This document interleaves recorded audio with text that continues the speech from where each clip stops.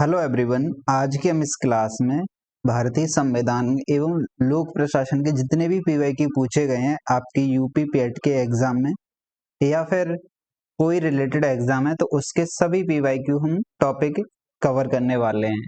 ठीक है ना। यकीन मानो अगर आपने ये पीवाईक्यू कर लिए तो आपके आने वाले पेट के एग्जाम में सभी इस पॉलिटी सेक्शन के क्वेश्चन बन जाएंगे। प्लस अगर आप में कुछ कॉन्फिडेंस होगा या नॉलेज गेन करनी है तो पीवाईक्यू लगाइए। कहते नहीं दम है तो लगा कर दिखाओ, दम है तो इसको करके दिखाओ। आप वो वाला सीन रखो, देन आगे बढ़ते रहो। तो पहले क्वेश्चन से स्टार्ट करेंगे। टॉपिक वाइज क्वेश्चन बटे हुए हैं इसमें। तो पहला है भारतीय संविधान की मुख्य विशेषताएं। पहला टॉपिक क्या, उसका क्या नाम है? भारतीय संविधान की मुख्य विशेषताएं, ये टॉपिक है। तो पहला प्रश्न है, भारतीय संविधान को माना गया है, क्या माना गया है? रूप विधान में संघीय, यानी रूप विधान में कैसा है? संघीय, और भावना में एकात्मक है। इट मीन्स भारतीय संविधान को हम कहीं ना कहीं अर्धसंघीय बोलते हैं ना। क्या बोलते हैं? अर्धसंघीय। भारतीय संविधान कैसा है? अर्धसंघीय है। तो भारतीय संविधान कैसा है? पूर्ण रूप से संघीय नहीं है, एकात्मक नहीं है, संसदीय। इट मीन संसदीय शासन व्यवस्था है, लेकिन माना कैसे गया है? तो कैसे माना गया है? अर्धसंघीय माना गया है। अर्धसंघीय केसी वेयर व्यक्ति होते हैं ना, केसी वेयर, वो क्या बोलते हैं? वो बोलते हैं कि जो भारत की शासन व्यवस्था है वो कैसी है? अर्धसंघीय है।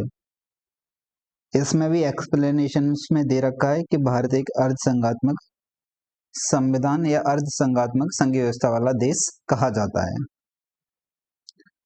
दूसरा क्वेश्चन है,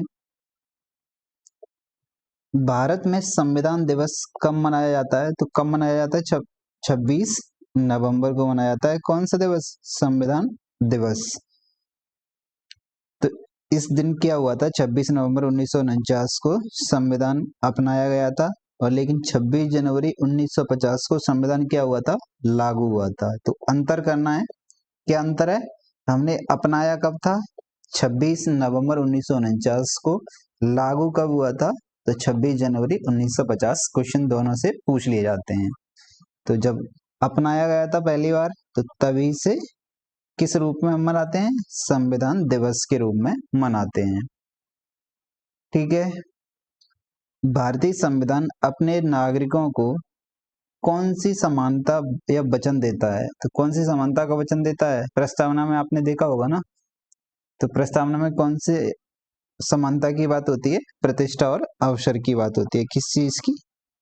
हैसियत और अवसर। हैसियत को क्या बोलते हैं? प्रतिष्ठा बोलते हैं। क्या बोलते हैं? प्रतिष्ठा और अवसर की समता। तो भारतीय संविधान अपने नागरिकों को प्रतिष्ठा और अवसर की समानता का वचन देता है। याद रखना है आपको। प्रियम्बल्स की डेफिनेशन है। होप आपने प्रियम्बल की क्लास देखी हो, उसमें सब कुछ बताया गया था। भारतीय संविधान की प्रस्तावना का मूल उद्देश्य किसको सुरक्षित करना है? क्या है मूल उद्देश्य भारतीय संविधान की प्रस्तावना का? तो क्या है? व्यक्ति की गरिमा और राष्ट्र की एकता तथा अखंडता को बढ़ावा देना। क्या? देखो, सभी व्यक्तियों के मौलिक अधिकारों को बढ़ावा देना, सुरक्षित करना, ये नहीं है ना। नागरिकों को मौलिक कर्तव्यों को नहीं, इसके लिए अलग से पार्ट है। मौलिक अधिकारों के लिए अलग से पार्ट है। सरकारी कर्मचारियों की सेवा की सुरक्षा, ऐसा कुछ मूल उद्देश्य में सुरक्षित है? नहीं। मूल उद्देश्य या मूल प्रस्तावना में क्या है? व्यक्ति की गरिमा तथा राष्ट्र की एकता और अखंडता को सुनिश्चित करने वाली बंधुता बढ़ाने की बात होती है। इसमें प्रस्तावना में तो भारतीय संविधान की प्रस्तावना का मूल उद्देश्य व्यक्ति की गरिमा तथा राष्ट्र की एकता तथा अखंडता को सुनिश्चित करना है। प्रस्तावना भारत को एक संप्रभु, समाजवादी, पंथनिरपेक्ष और लोकतंत्रात्मक गणराज्य घोषित करती है। कैसे? संप्रभु, समाजवादी, पंथनिरपेक्ष और लोकतंत्रात्मक गणराज्य घोषित करती है। ठीक है ना। अगला क्वेश्चन है, भारतीय संविधान में सामाजिक समानता का अर्थ क्या है? ये आपको बताना है। तो क्या अर्थ है? समाज के सभी वर्गों के लिए समान अवसर हो, इसका क्या अर्थ होता है? ये सामाजिक समानता की बात होती है। केवल महिलाओं को समान अवसर देना, ये नहीं होती है बात। मौजूदा प्रणाली को संशोधित करने के लिए कोई प्रयास नहीं किया जाना चाहिए, ये भी बात नहीं होती है। शिष्ट वर्ग के प्रति पक्षपात नहीं ना, तो फिर क्या है? समाज के सभी वर्गों के लिए समान अवसर देना। भारत के संविधान की प्रस्तावना में निम्नलिखित में से किस प्रकार की स्वतंत्रता का उल्लेख नहीं है? तो उल्लेख किस किसका है वो देख लो, नहीं है उस पर पहुंच जाओ। देखो, विश्वास की स्वतंत्रता ये उल्लेख है, विचार की स्वतंत्रता ये उल्लेख है, धर्म और उपासना की स्वतंत्रता ये भी उल्लेख है, बट आर्थिक स्वतंत्रता नहीं है। क्या नहीं है? आर्थिक स्वतंत्रता नहीं है। तो इसका राइट आंसर क्या हो जाएगा? सी हो जाएगा। धर्म, विचार, अभिव्यक्ति, विश्वास, धर्म, इन उपासना, इन सब की स्वतंत्रता किसमें है? प्रस्तावना में है। विश्वास, धर्म और उपासना की स्वतंत्रता। विचार, अभिव्यक्ति, विश्वास, धर्म और उपासना की स्वतंत्रता किसमें? प्रस्तावना में निहित है। आर्थिक स्वतंत्रता प्रस्तावना में निहित नहीं है। ठीक है ना? देन 6 क्वेश्चन कंप्लीट हो गए। अब आते हैं 7वें क्वेश्चन पर। निम्नलिखित में से क्या भारतीय संविधान की मुख्य विशेषता नहीं है? तो अब भारतीय संविधान की मुख्य विशेषता नहीं है, इस पर फोकस करना है आपको। तो क्या नहीं है?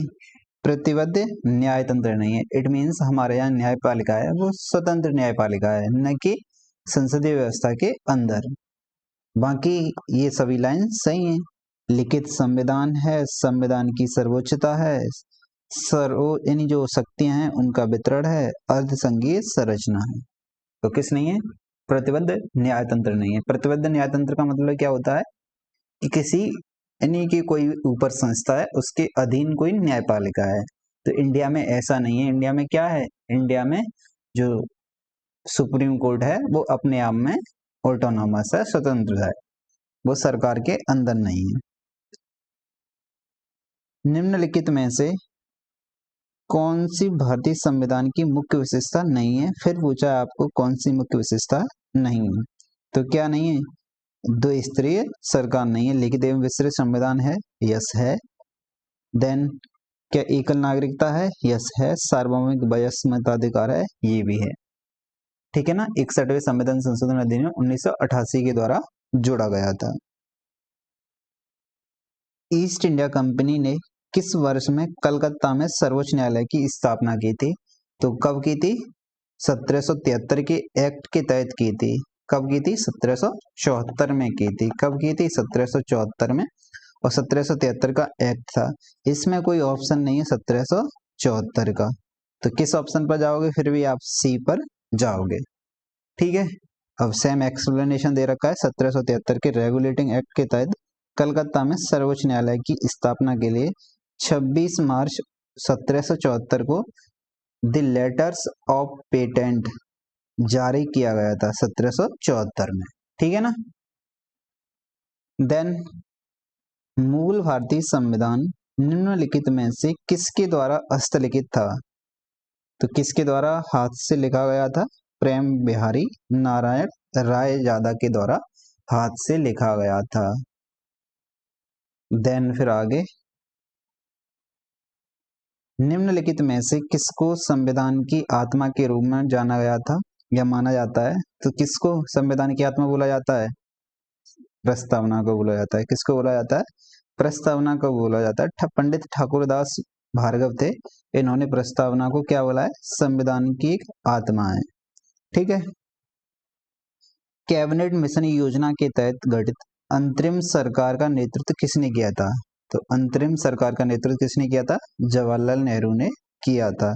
24 अगस्त 1946 को अंतरिम सरकार गठित की गई थी, जिसके यानी अध्यक्ष हेड कौन थे? जवाहरलाल नेहरू। ठीक है ना? यानी उपाध्यक्ष इन्हें नियुक्त किया गया था। देन 13 दिसंबर 1946 को संविधान सभा में उद्देश्य प्रस्ताव किसके द्वारा पेश किए गए थे? तो किसने पेश किए थे? जवाहरलाल नेहरू ने पेश किए थे। कब किए थे? 13 दिसंबर 1946 को। देन संविधान सभा 22 जनवरी 1947 को पास कर देती है। ये भी क्वेश्चन आता है, याद रखना है आपको। भारत के संविधान की प्रस्तावना को कहा गया है या कहा जाता है, क्या बोला जाता है भारतीय संविधान की प्रस्तावना को, क्या बोला जाता है? आमुख बोला जाता है। इंग्लिश में होता है ना प्रियम्बल, उसी को क्या बोलते हैं? आमिक। दूसरा क्या नाम है प्रस्तावना का? हिंदी में उद्देशिका, आमुख, देन प्रियम्बल। 4 नाम हुए एक ही टॉपिक्स के। और 42वां संविधान संशोधन 1976 में होता है। इसके तहत 3 शब्द जोड़े आते हैं। कौन से? समाजवादी, पंथनिरपेक्ष और अखंडता शब्द जोड़े आते हैं। याद करना है 42वां संविधान संशोधन हुआ है किसमें? प्रस्तावना में। एक हुआ है अभी तक, 3 शब्द जोड़े गए, समाजवादी, पंथनिरपेक्ष और अखंडता। पंथनिरपेक्ष को ही धर्मनिरपेक्ष बोलते हैं, तो कहीं जगह धर्मनिरपेक्ष होगा और पंथनिरपेक्ष होगा तो कंफ्यूजन नहीं होना है, ठीक है। देन फिर क्वेश्चन नंबर 15, निम्नलिखित में से किसने पहले 1935 में संविधान सभा का सुझाव प्रस्तावित किया था? तो किसने किया था? एम.एन. रॉय ने किया था।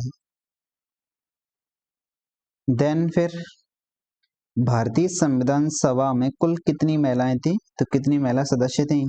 15। कितनी थी? 15 थी। याद करना है आपको। संविधान सभा के पहले अध्यक्ष कौन थे? तो पहले अध्यक्ष कौन थे? डॉक्टर सच्चिदानंद सिन्हा। ये कैसे थे? अस्थायी अध्यक्ष थे। स्थायी अध्यक्ष कौन बन गए थे? डॉक्टर राजेंद्र प्रसाद 11 दिसंबर 1946 को स्थायी अध्यक्ष बन जाते हैं। देन संविधान सभा का प्रथम अधिवेशन कब हुआ था? तो संविधान सभा का प्रथम अधिवेशन 9 दिसंबर 1946 को हुआ था। यानी पहली बैठक ही कब हुई थी? 9 दिसंबर 1946 को। वही कहाँ से स्टार्ट होता है? प्रथम अधिवेशन यहीं से स्टार्ट होता है। देन निम्न में से किसने ये निम्न में किसने संविधान सभा में उद्देश्य प्रस्ताव रखा था? तो इनमें से कौन व्यक्ति हैं जिन्होंने उद्देश्य प्रस्ताव रखे थे? तो कौन है? जवाहरलाल नेहरू। कब रखे थे? 13 दिसंबर 1946 को रखे थे। और संविधान सभा ने कब पारित कर दिए थे? 22 जनवरी 1947। ऊपर डिस्कस कर चुके थे हम। देन फिर आगे संविधान सभा की अल्पसंख्यकों की उप समिति के अध्यक्षों के नाम बताइए। अध्यक्ष हैं उनका नाम बताइए। तो कौन थे? कौन थे? एच.सी. मुखर्जी अल्पसंख्यक हैं, उनकी उप समिति के अध्यक्ष हैं। कौन? एच.सी. मुखर्जी। कुछ बड़ी 8 समितियां हैं, उनके अध्यक्ष हैं। एक बार रिवाइज कर लेते हैं। जैसे संघ शक्ति समिति, तो इसके अध्यक्ष कौन है? पंडित जवाहरलाल नेहरू। संघीय संविधान समिति, तो इसके अध्यक्ष कौन है? पंडित जवाहरलाल नेहरू। प्रांतीय संविधान समिति कौन है? सरदार वल्लभ भाई पटेल। अब यही संघीय संविधान समिति होगी तो उसके अध्यक्ष कौन होंगे? पंडित जवाहरलाल नेहरू। प्रारूप समिति, जिसे ड्राफ्टिंग कमेटी बोलते हैं, इसके अध्यक्ष कौन है? डॉक्टर अंबेडकर।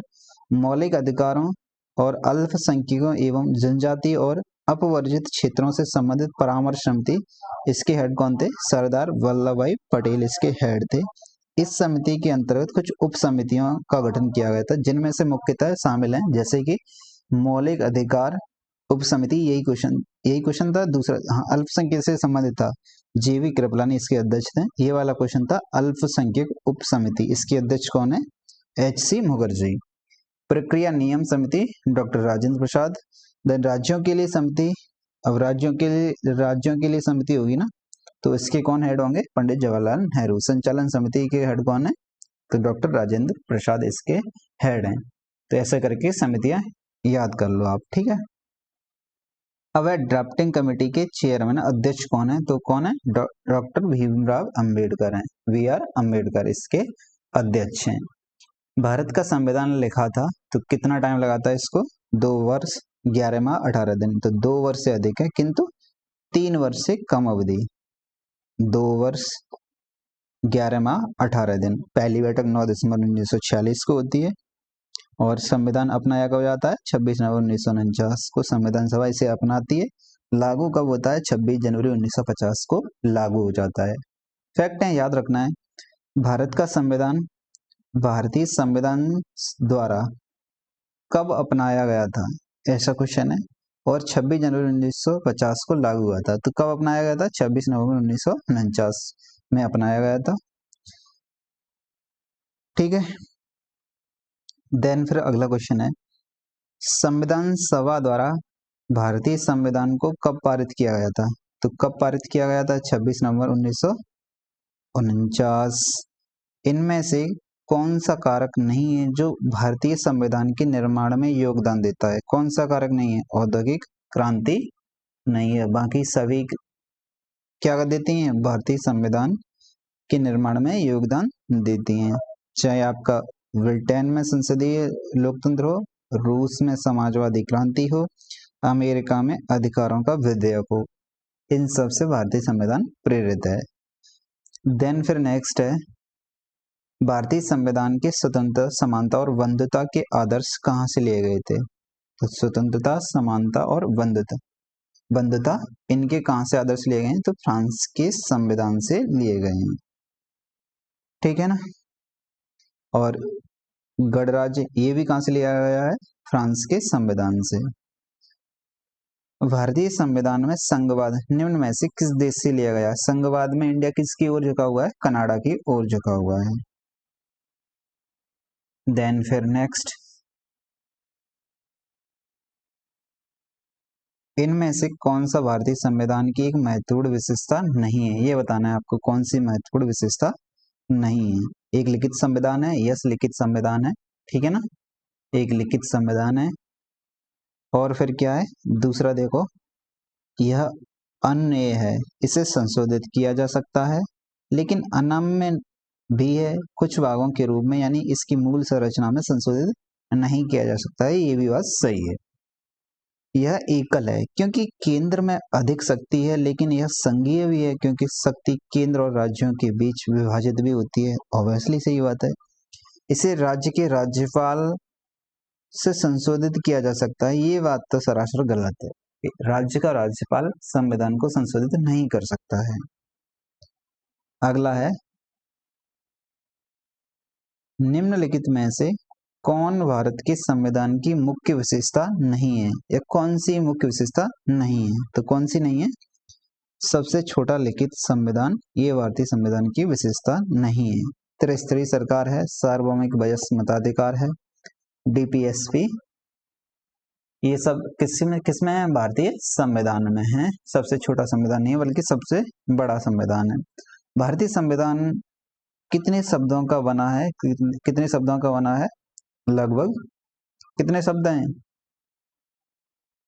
1,20,000।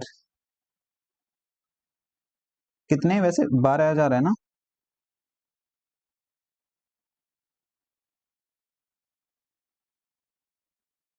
कितने? 1,20,000, ठीक है। मूल संविधान में 22 भाग थे, 395 अनुच्छेद, 8 अनुसूचियां हैं। प्रेजेंट में लगभग 25 भाग हैं। कैसे? इनको यानी क ख सब जोड़ के कितने हैं? 25, लेकिन एक्चुअल में कितने अभी 22 हैं, उन्हीं के सब खंड हैं, इसीलिए 25 हैं। फिर 468 है, इन 395 के सबखंड आर्टिकल्स हैं, तो उन्हीं को कितना बोला जा रहा है? 468। देन 12 अनुसूचियां हैं, ठीक है। बृहद संविधान है, लगभग इसमें 12 लाख शब्द से बनाए भारतीय संविधान। भारत के संविधान में अनुसूचियां कितनी हैं? तो अनुसूचियां कितनी हैं? 12 हैं। अब आता है डीपीएसपी। भारत के संविधान का कौन सा अनुच्छेद राष्ट्रीय महत्व के स्मारकों और स्थानों वस्तुओं की सुरक्षा से संबंधित है? जब हमने डीपीएसपी पढ़े थे एनसीईआरटी क्लास में, तो मैंने बताया था ना कि पहले अंदर आएगा, देन उसके बाद बाहर का, बीच का 50, तो 49 कैसे आएगा? अंदर आएगा। और 51 बात करेगा तो अंतर्राष्ट्रीय की बात करेगा, 50 बात करेगा तो कार्यपालिका न्यायपालिका से पृथक्करण की बात करेगी। तो ऐसे करके याद रखना था। वे आदर्श हैं जिन्हें राज्य को नीतियों का निर्माण करते समय ध्यान में रखना चाहिए। तो कौन से ऐसे आदर्श हैं? तो कौन से? राज्य के नीति निर्देशक सिद्धांत हैं। भारतीय संविधान के लिए डीपीएसपी राज्य के नीति निर्देशक सिद्धांत निम्नलिखित में से किस संविधान से प्रेरित हैं? तो किस संविधान से प्रेरित हैं? आयरलैंड के संविधान से। आयरलैंड ने कहां से लिया गया था इन्हें? स्पेन के संविधान से, ठीक है। अगला है, भारतीय संविधान में राज्य के नीति निर्देशक सिद्धांत निम्नलिखित में से किस देश के संविधान से अपनाए गए हैं? तो डीपीएसपी कहां से? आयरलैंड के संविधान से। 42वें संविधान संशोधन के माध्यम से संविधान में कौन सा नया डीपीएसपी जोड़ा गया था? तो कौन सा जोड़ा गया था? समान न्याय एवं निःशुल्क विधिक सहायता। बाकी सभी आर्टिकल पहले से थे। ठीक है, अगला क्वेश्चन है, निम्नलिखित में से कौन से आदर्श हैं जिन्हें राज्यों को नीतियों बनाते समय ध्यान में रखना चाहिए? इट मीन्स ऐसे कुछ आदर्श हैं, जब राज्य अपनी कोई पॉलिसी बनाए तो कुछ नीतियों को या उनको ध्यान में रखना है आपको। ये क्या है? ये निर्देशक हैं किसको? राज्यों को। तो क्या है? राज्य की नीति निर्देशक तत्व हैं। भाग 4 में संविधान में, यानी कि डीपीएसपी संविधान के भाग किस में? भाग 4 में। डीपीएसपी ही राज्य की नीति निर्देशक तत्व हैं। ठीक है ना, समझना है, वरना पता चले कि डीपीएसपी क्या होता है। निम्नलिखित में से भारतीय संविधान के किस अनुच्छेद में राज्य की नीति निर्देशक सिद्धांत शामिल हैं? तो किस अनुच्छेद में? तो 36 से लेकर 51 तक डीपीएसपी शामिल हैं। भाग 4 में 36 से लेकर 51 तक है। देन फिर आगे आ जाओ, भारतीय संविधान का कौन सा अनुच्छेद राज्य सरकारों को ग्राम पंचायतों के आयोजन के लिए निर्देशित करता है? तो भारतीय संविधान का कौन सा ऐसा आर्टिकल है जिसमें ग्राम पंचायतों के बारे में बताया गया है? तो कौन सा है? 40 की निर्देश देता है। ठीक है ना।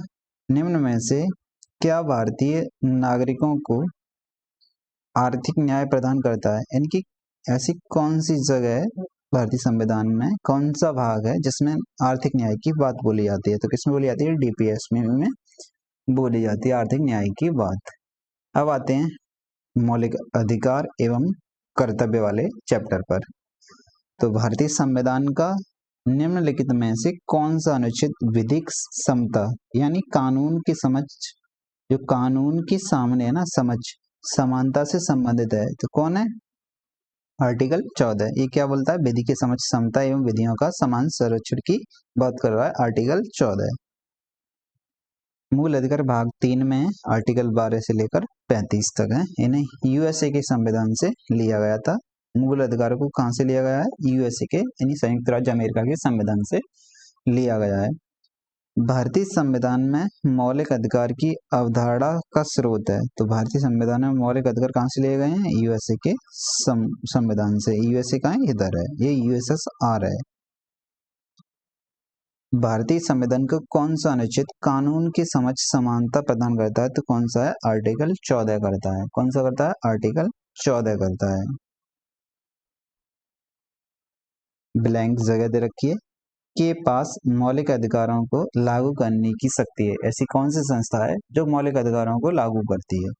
तो कौन सी सर्वोच्च शक्ति है? सर्वोच्च न्यायालय और उच्च न्यायालय ये क्या करते हैं? मौलिक अधिकारों को लागू करने की शक्ति रखते हैं। फिर है शोषण के विरुद्ध अधिकार में कौन सा निषेध शामिल नहीं है? तो शोषण के विरुद्ध अधिकार निषेध में कौन सा शामिल नहीं है? अस्पृश्यता का निषेध। आर्टिकल 17 क्या बोलता है? छुआछूत का अंत की बात करता है, अस्पृश्यता की बात कर रहा है। देन यानी बाकी सभी ऑप्शन किससे संबंधित हैं? शोषण के विरुद्ध अधिकार से संबंधित है। 14 वर्ष से कम उम्र के बच्चों के रोजगार पर प्रतिबंध है। याद रखना है कि 14 से कम है। ठीक है ना। किस अनुच्छेद के तहत आपातकाल के दौरान मौलिक अधिकारों को भी निलंबित किया जा सकता है? तो किस यानी कब किया जा सकता है? किस आर्टिकल के तहत? 359 आर्टिकल के तहत, 20 और 21 को छोड़कर। ठीक है। फिर है संविधान के किस अनुच्छेद के प्रावधानों के अंतर्गत भारत सरकार ने भारत रत्न और पद्मश्री को प्रारंभ किया था? तो किस के तहत? 18 क्या बोलता है कि उपाधियों का अंत है, उपाधि नहीं दी जाएंगी 18 के तहत, बट पुरस्कार दे सकते हैं। देन फिर कुछ आर्टिकल हैं और मैच करना है, सूची 1 सूची 2 इनको मैच करना है आपको। तो आर्टिकल दे रखा है आपके लिए और देन इस सूची को मैच करना है आपको। ठीक है ना। अब जैसे धर्म, वंश, जाति, लिंग, जन्म स्थान के आधार पर भेदभाव का प्रतिषेध, तो हम आर्टिकल 15 पढ़ते हैं। ठीक है। फिर आर्टिकल 24 क्या बोलता है, कारखानों में बालकों के नियोजन का प्रतिषेध, तो आर्टिकल 24 बोलता है। कुछ मामलों में गिरफ्तारी एवं अनुरोध से संरक्षण, तो आर्टिकल 22। ये अभी हुआ था ना पुलिस का पेपर 2026 में जून में 8 शिफ्ट में, तो 8 की शिफ्ट में पूछा गया था कि आर्टिकल 22 है तो वो किससे जुड़ा हुआ है। ठीक है, तो क्वेश्चन ऐसे भी पूछे जा सकते हैं, आप थोड़ा याद करते रहो। 17 अस्पृश्यता का उन्मूलन, तो आर्टिकल 17 है, तो इसका राइट आंसर क्या है, बी राइट आंसर बन रहा है।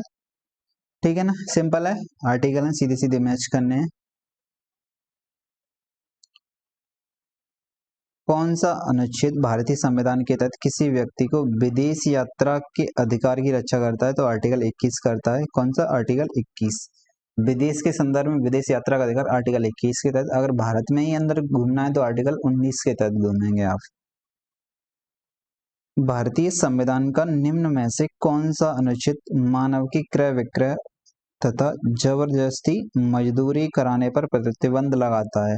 भारतीय संविधान का कौन सा ऐसा अनुच्छेद है जो जबरन मजदूरी इन पर प्रतिबंध लगाता है। ठीक है ना, तो कौन सा अनुच्छेद है, कौन सा है, 23वां, जो 23 अनुच्छेद है, 23 नंबर, वही क्या बोलता है कि भारत में मानव की क्रय विक्रय और जबरदस्ती मजदूरी कराने पर प्रतिबंध लगाता है। अगला क्वेश्चन है, कौन सा मौलिक अधिकार अल्पसंख्यकों के हितों के संरक्षण की बात कर रहा है, तो कौन सा करेगा, सांस्कृतिक और शैक्षिक अधिकार। आर्टिकल 29 से लेकर 30, ये किसकी बात कराएंगे, सांस्कृतिक और शैक्षिक अधिकार। जो अल्पसंख्यक हैं उनके हितों के संरक्षण के लिए निम्न में से कौन सा अनुच्छेद है, तो जब हितों की बात आए तो 29 आएगा, और जब शिक्षा संबंधी कुछ बात आए तो आर्टिकल 30 आएगा। याद करना है, हित पहले है उसके बाद शिक्षा है। तो 29 क्या बोलता है, 29 में अल्पसंख्यक वर्गों के हितों का संरक्षण का उल्लेख है। 26 धार्मिक कार्यों के प्रबंध की स्वतंत्रता है। 27 बोलता है किसी विशिष्ट धर्म की अभिवृद्धि के लिए करों के संदाय से संबंधित है, यानी किसी कोई विशेष धर्म के लिए आप टैक्स का यूज नहीं कर सकते। ये कौन सा आर्टिकल बोलता है, 27 बोलता है। 30 है, 30 क्या बोलता है, अल्पसंख्यक वर्गों शैक्षणिक संस्थानों की स्थापना तथा उसे संचालित करने का अधिकार है। 27 का मतलब ये नहीं है कि आप किसी धर्म को कुछ प्रमोट ना करो, लेकिन सबको इक्वली करो धर्मनिरपेक्ष रूप से। भारतीय संविधान के किस अनुच्छेद में अल्पसंख्यकों के हित निहित हैं, तो किस में निहित हैं, आर्टिकल 29 में निहित हैं। निम्नलिखित में से कौन सा अनुच्छेद अल्पसंख्यकों के हितों का संरक्षण के लिए है, तो अल्पसंख्यकों के हितों का संरक्षण कौन सा आर्टिकल जुड़ा हुआ है, कौन सा है, 29 आर्टिकल जुड़ा हुआ है। फिर है मौलिक अधिकारों के संबंध में निम्नलिखित में से कौन सा कथन सत्य है। मौलिक अधिकारों के संदर्भ में निम्नलिखित में से कौन सा कथन सत्य है, तो कौन सा कथन सत्य है, मौलिक अधिकारों को केवल राष्ट्रीय आपातकाल के दौरान निलंबित किया जा सकता है, बाकी नहीं। कि मौलिक अधिकार उम्र पर आधारित है और हस्तांतरणीय अधिकार है, ऐसा नहीं है, ये भी नहीं, ये भी नहीं है। ठीक है ना, वीडियो पॉज कर लेना, पढ़ लो। देन संवैधानिक उपचारों का अधिकार के तहत आता है, तो संवैधानिक उपचारों का अधिकार क्या है, मौलिक अधिकार है। ठीक है ना, याद करना है, आर्टिकल कौन सा है, 32 है। तो 32 के तहत सुप्रीम कोर्ट रिट जारी कर सकता है, 226 के तहत हाई कोर्ट रिटें जारी कर सकता है संवैधानिक उपचारों के अधिकार को। ठीक है, मौलिक अधिकारों को लागू करने के लिए संविधान ने किसी विशेष उत्तरदायित्व सौंपा है, तो मौलिक अधिकारों को लागू करने के लिए संविधान ने किसको उत्तरदायित्व सौंपा है, सर्वोच्च न्यायालय को सौंपा है, सुप्रीम कोर्ट को सौंपा है। बंदी प्रत्यक्षीकरण भारतीय संविधान के किस भाग से संबंधित है, तो बंदी प्रत्यक्षीकरण भाग किससे संबंधित है, मौलिक अधिकार से संबंधित है, आर्टिकल 32 से संबंधित है। देन फिर नेक्स्ट, शिक्षा का अधिकार एक मौलिक अधिकार है जो कि संबंधित है, तो शिक्षा का अधिकार एक मौलिक अधिकार है, किससे संबंधित है, आर्टिकल 21 से संबंधित है शिक्षा का अधिकार। देन फिर सर्व शिक्षा अभियान का उद्देश्य किस आयु समूह के बच्चों में शिक्षा को प्रोत्साहित करना है, तो सर्व शिक्षा अभियान के तहत 6 से 14 वर्षों के उम्र के बच्चों को बढ़ावा देना है। 86 में संविधान संशोधन द्वारा 6 से 14 आयु वर्ष वाले बच्चों के लिए प्राथमिक शिक्षा को एक मौलिक अधिकार के रूप में निःशुल्क और अनिवार्य रूप से उपलब्ध कराना अनिवार्य बना दिया गया है। ठीक है। प्रेस की स्वतंत्रता भारत के संविधान के किस अनुच्छेद में निहित है? तो कौन से आर्टिकल में है? 19 नंबर आर्टिकल में है प्रेस की स्वतंत्रता, 19(1)(a)। मार्च 2019 तक उपलब्ध जानकारी के अनुसार भारतीय संविधान में कितने मौलिक कर्तव्य थे? कितने? 11। देन फिर भारतीय संविधान में कितने मूल कर्तव्य दिए गए हैं? तो कितने? 11 हैं। मौलिक कर्तव्यों से संबंधित अनुच्छेद 51(a) को संविधान द्वारा इनकी कौन से संशोधन के द्वारा शामिल किया गया था? आर्टिकल 51(a) को तो 42वें संविधान संशोधन अधिनियम 1976 के द्वारा शामिल किया गया था। ठीक है। देन फिर नेक्स्ट क्वेश्चन है,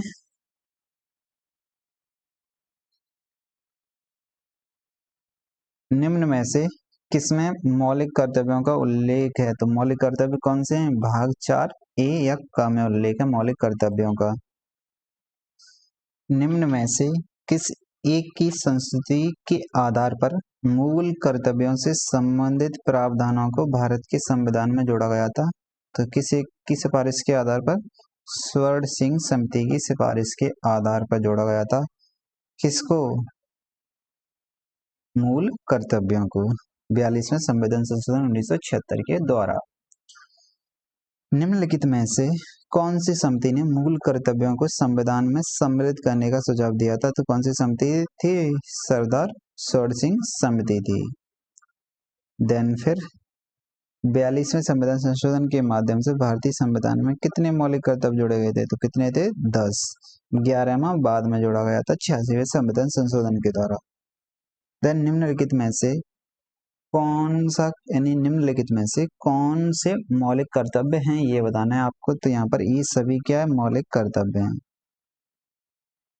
भारत की संप्रभुता, अखंडता, एकता की रक्षा करना, सार्वजनिक संपत्ति की सुरक्षा करना, वैज्ञानिक दृष्टिकोण और मानववाद विकसित करना, ये सब क्या है?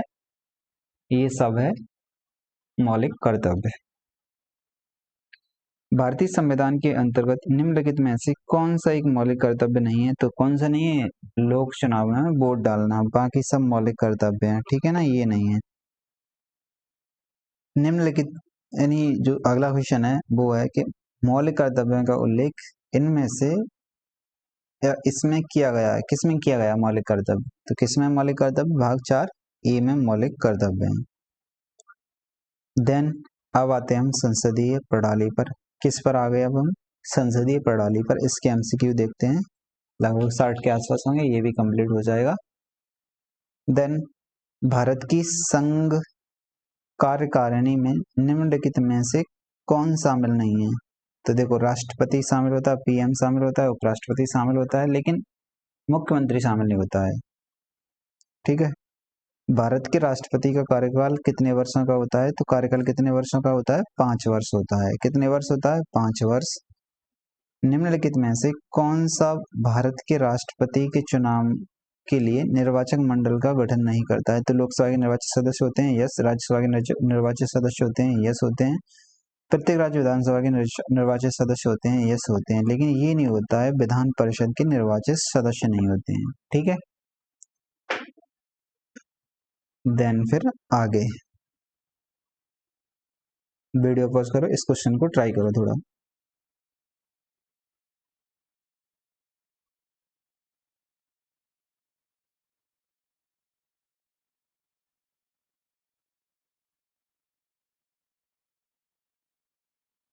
अब देखो, भारत के संविधान के यानी कौन से अनुच्छेद के अनुसार राष्ट्रपति के पास अध्यादेश जारी करने की शक्ति है? तो राष्ट्रपति अध्यादेश किससे जारी करेगा? 123 और 213 के तहत राज्यपाल जारी करेगा अध्यादेश, यानी कि इसी का उल्टा कर दो, 213।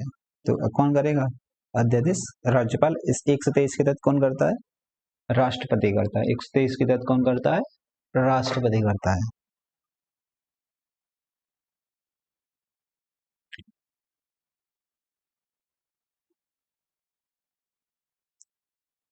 राष्ट्रपति द्वारा राज्यसभा में कितने सदस्यों को नामित किया जाता है? तो कितने सदस्य नामित होते हैं? 12 सदस्य। कितने होते हैं? 12 सदस्य नामित होते हैं। तो वो कैसे होने चाहिए? राष्ट्रपति 12 सदस्यों को मनोनीत करते हैं। वो किस क्षेत्र से? साहित्य से, विज्ञान से, कला से और समाज सेवा से। खेल की बात नहीं की गई है, याद रखना है सीधा सीधा। किनकी?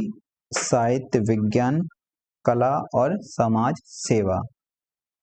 ठीक है। देन फिर अगला क्वेश्चन है, इसको ट्राई करो आप। भारत में राष्ट्रपति द्वारा राज्यसभा में कितने सदस्यों को मनोनीत किया जाता है? तो कितने सदस्यों को? 12 सदस्यों को मनोनीत किया जाता है। अनुसूचित जनजाति के संरक्षण के लिए एक क्षेत्र को अनुसूचित क्षेत्र के रूप में घोषणा करने की शक्ति किसके पास है? तो राष्ट्रपति के पास है। किसके पास है? राष्ट्रपति के पास है किसी क्षेत्र को अनुसूचित क्षेत्र घोषित करना। ठीक है ना। निम्नलिखित में से किससे संबंधित एकमात्र उदाहरण है जब भारत के राष्ट्रपति ने अपनी वीटो शक्ति का प्रयोग किया था? तो भारत के राष्ट्रपति ने वीटो शक्ति यूज की थी, तो कब की थी? भारतीय डाकघर संशोधन विधेयक में। उस समय राष्ट्रपति थे कौन? ज्ञानी झील सिंह। ठीक है। अगला क्वेश्चन है, भारत में राष्ट्रपति अपना कार्यकाल पूरा होने के पहले अपना त्यागपत्र किसको सौंपते हैं? तो किसको सौंपते हैं? उपराष्ट्रपति को सौंपते हैं। किसको सौंपते हैं? उपराष्ट्रपति को सौंपते हैं। देन निम्नलिखित में से कौन सा कथन गलत है? आपको ये बताना है। तो कौन सा कथन गलत है, पहले ये देख लो कि सही कौन कौन से हैं। भारत के संविधान के अनुच्छेद 61 में राष्ट्रपति के महाभियोग की प्रक्रिया का वर्णन किया गया है। यस किया गया है। किसका? भारत के संविधान में महाभियोग की प्रक्रिया का, ये सही है। महाभियोग प्रस्ताव संसद के किसी भी सदन में प्रस्तुत किया जा सकता है, ये भी बात सही है। ठीक है ना, ये भी बात सही है। तो फिर गलत क्या है? और फिर सी देखो, यानी कि पहला और दूसरा सही है अभी तक। महाभियोग प्रस्ताव सदन की कुल सदस्यता के 2/3 से अधिक बहुमत से पारित किया जाना चाहिए, ये भी बात सही है। राष्ट्रपति पर राष्ट्रीय सुरक्षा के उल्लंघन पर, ये बात गलत है। ठीक है ना, तो गलत को अलग कर दो, बाकी सही से भी एलिमिनेट कर दो। राइट आंसर क्या हो जाएगा? डी हो जाएगा। किस भारतीय राष्ट्रपति ने आयरिश स्वतंत्रता संग्राम में भाग लिया और इसके लिए जेल भी गए थे? तो कौन थे? बीवी गिरी। तो किस भारतीय राष्ट्रपति ने आयरिश स्वतंत्रता संग्राम में भाग लिया और जेल भी गए थे? तो कौन है? बीवी गिरी। इंपोर्टेंट फैक्ट है, याद करना है। किस एग्जाम में पूछा गया था? 2016 में यूपी SSSC आशलिपिक सहायक चयन में, इसमें। ठीक है ना। अगला क्वेश्चन है, नीलम संजीव रेड्डी भारत के राष्ट्रपति थे, तो कौन से नंबर के नीलम संजीव रेड्डी थे? तो कौन से नंबर के थे? 6वें नंबर के थे। देन फिर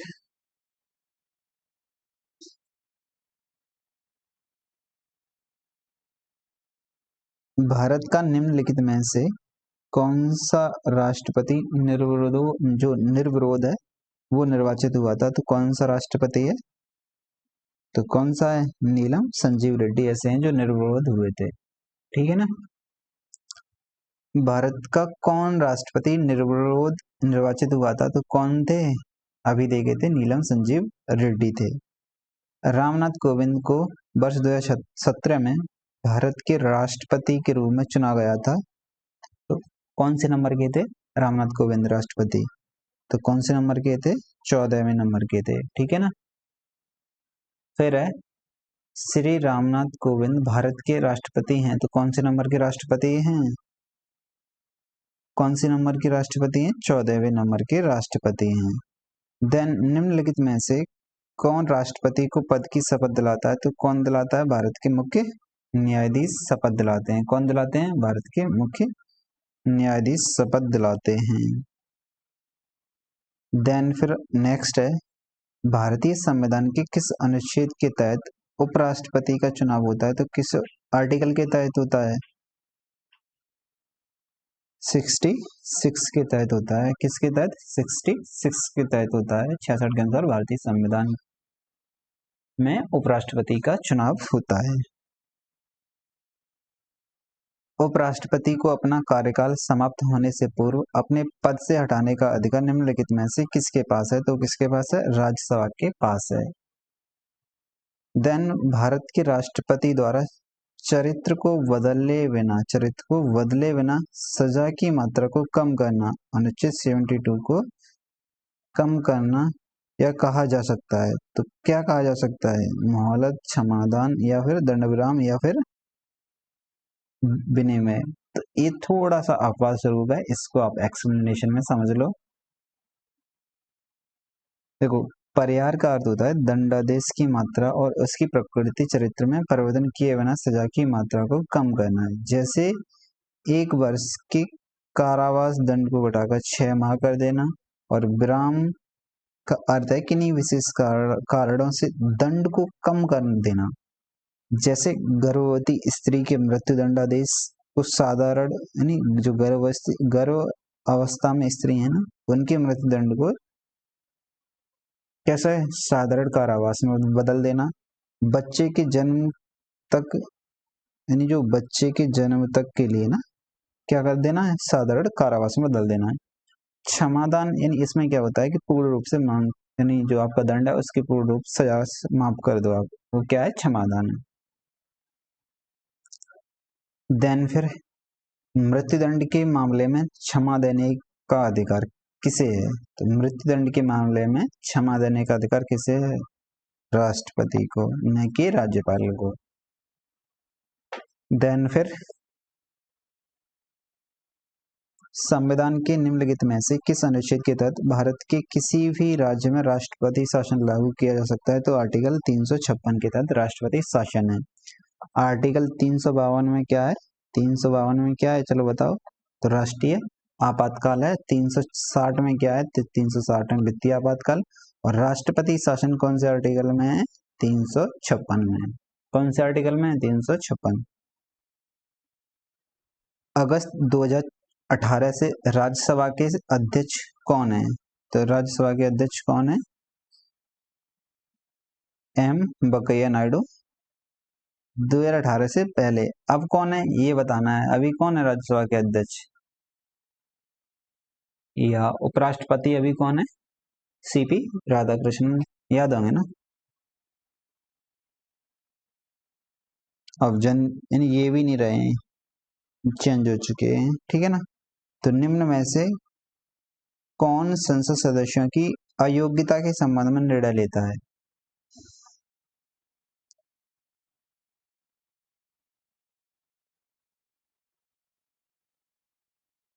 कौन लेता है? भारत के राष्ट्रपति। निम्न में से कौन सदस्य, यानी कौन संसद सदस्यों की अयोग्यता से संबंध में निर्णय लेता है?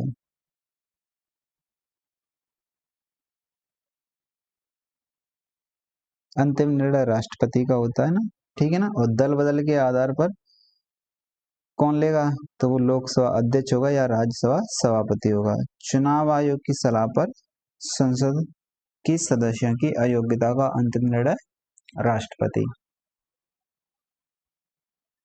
केंद्र सरकार के विभिन्न मंत्रालयों विभागों के काम की जांच कराने के लिए विभाग से संबंधित स्थायी समितियों की स्थापना कब की गई थी, ताकि संसद के प्रति सरकार की जवाबदेही और मजबूती किया जा सके? तो कब की गई थी? 1993 में की गई थी। कब की गई? 1993 में की गई थी।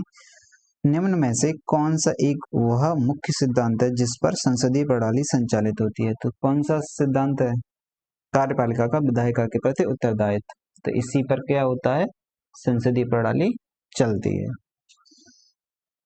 देन फिर लोकसभा में कितनी सीटें अनुसूचित जाति और अनुसूचित जनजाति के प्रतिनिधियों के लिए आरक्षित हैं? तो कितनी है? 131 हैं, जिनमें से 84 किसके लिए हैं? तो 84 अनुसूचित जाति के लिए, और एसटी के लिए कितनी है? 47। 84 और 47।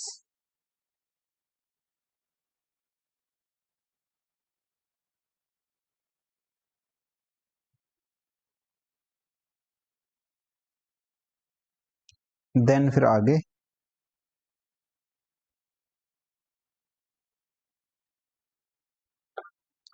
भारत विश्व का विशालतम लोकतांत्रिक प्रजातंत्र है। इसकी प्रथम लोकसभा कब आयोजित की गई थी? तो इसकी प्रथम लोकसभा कब हुई थी? 13 मई 1952 को बैठक हुई थी। 17 अप्रैल यानी प्रथम निर्वाचित लोकसभा 17 अप्रैल 1952 को अस्तित्व में आई थी। ठीक है ना।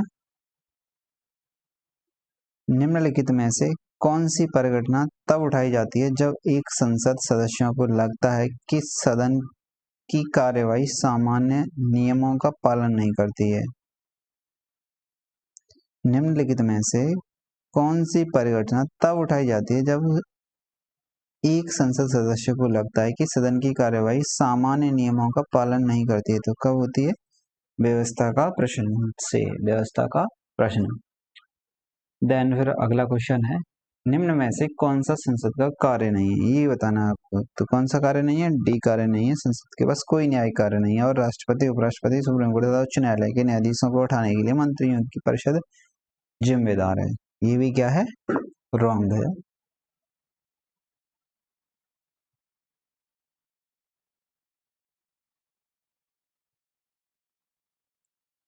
लोकसभा में सदस्यों द्वारा निजी विधेयक पेश करने की सूचना अवधि क्या है? तो कितनी अवधि है? 1 माह। लोकसभा के सदस्यों द्वारा निजी विधेयक पेश करने की सूचना की अवधि कब है? 1 माह में। कब है? 1 माह में। देन भारतीय संसद में मंत्रिमंडल के विरुद्ध अविश्वास प्रस्ताव पेश करने के लिए न्यूनतम सांसदों के समर्थन की आवश्यकता होती है। तो कितने समर्थनों की आवश्यकता होती है? अविश्वास प्रस्ताव में कितने? 50। कितने होते हैं? 50। अगला क्वेश्चन है, लोकसभा में मतदान करते समय टाई की स्थिति में, यानी टाई की स्थिति में किसके पास वोट डालने का अधिकार होता है? तो किसके पास होता है? लोकसभा अध्यक्ष के पास, स्पीकर के पास। संविधान द्वारा विचार की गई लोकसभा की अधिकतम ताकत क्या है? तो अधिकतम ताकत क्या है अभी प्रेजेंट में? 550। इट मीन्स कि 2 सदस्य थे आंग्ल भारतीय समुदाय से, उनके आरक्षण को रोक दिया गया है। अब नहीं होगा उनका आरक्षण। तो इसमें मिलाकर कुल कितनी हो गई? 500।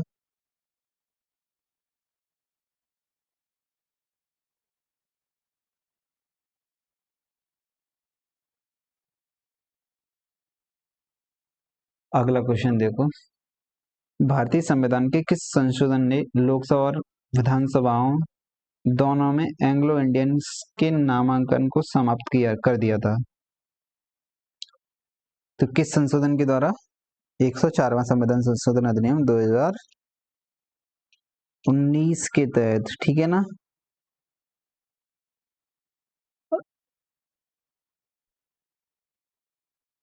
अब है, विधायी मामलों में दोनों सदनों लोकसभा और राज्यसभा को विधेयकों को छोड़कर लगभग समान शक्तियां प्राप्त हैं। तो किसमें? धन विधेयक में समान शक्तियां प्राप्त हैं, लगभग समान है। कैसी हैं? लगभग समान है। देन फिर अगला क्वेश्चन है, तो अगले को लगाओ आप। वर्तमान में लोकसभा निर्वाचन क्षेत्र है, यानी वर्तमान में कितनी संख्या है निर्वाचन क्षेत्र? इस संख्या में 1971 में कोई परिवर्तन नहीं हुआ है। इस संख्या में कोई 1971 में परिवर्तन नहीं हुआ है। तो कौन सा है? ए, 543। कौन सा है? 543। देन लोकसभा के सदस्यों का कार्यकाल कितने वर्षों का होता है?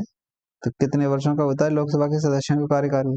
5 वर्ष होता है। कितने वर्ष होता है? 5 वर्ष होता है। अगला आ जाओ, निम्न में से किसके पास लोकसभा सत्र को स्थगित करने की शक्ति है? तो किसके पास है?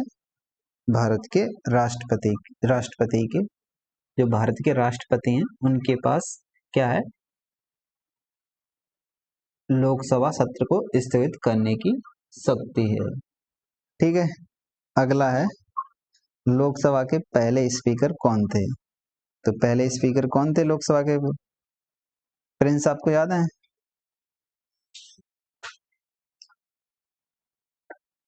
जीवी मावलंकर, यानी मेवा लेकर आएंगे। तो सबसे पहले मेवा लेकर आए थे कौन? जीवी मावलंकर, ऐसे याद करने थे।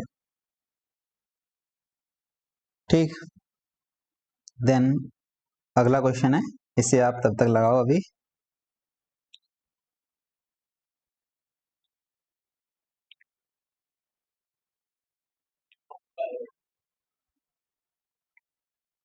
अगला देखो, निम्न में से कौन लोकसभा के प्रथम अध्यक्ष थे? ये देख चुके थे, तो कौन थे? जीवी मावलंकर। भारत में निम्न में से किस लोकसभा अध्यक्ष, यानी ऐसे कौन से व्यक्ति हैं जिनका कार्यकाल सबसे ज्यादा था लोकसभा अध्यक्ष? तो ऐसे कौन से व्यक्ति थे जिनका कार्यकाल सबसे ज्यादा था? तो कौन थे? बलराम सिंह झाकड़। वैसे ही बल से दिखाई दे रहे हैं, यानी बल सबसे ज्यादा होंगे, तो कौन हो गए? बलराम सिंह झाकड़ हो गए। शून्यकाल का अर्थ क्या है? तो शून्यकाल का अर्थ क्या है इन जनरल? जो विपक्ष का प्रस्ताव मान लिया जाता है, नहीं, जब कोई अति महत्वपूर्ण विषय पर चर्चा के लिए मुद्दा उठाया जाए, तो क्या होता है शून्यकाल का अर्थ? और देन सुबह और दोपहर के सत्र के मध्य का होता है, तो इसलिए बी और सी इसका राइट आंसर है। कौन सा है? बी और सी। देखो, इन जनरल पहले क्या होता है? पहले प्रश्नकाल होता है। पहले क्या होता है? प्रश्नकाल 11 से 12। देन उसके बाद 12 से 1 होता है, तो क्या होता है? शून्यकाल होता है। क्या होता है? शून्यकाल होता है। देन फिर लंच होगा, लंच के बाद विधायी प्रक्रिया होगी 6 बजे तक, 4 से 6। तो ये इसका टाइम पीरियड होता है, पहले प्रश्नकाल फिर शून्यकाल। ठीक है, फिर आगे सांसद निधि की वर्तमान राशि कितनी है? तो कितनी है? 5 करोड़ सांसद निधि की वर्तमान राशि है। कितनी? 5 करोड़। राज्यसभा की विशेष शक्ति इस आशय का प्रस्ताव अपनाकर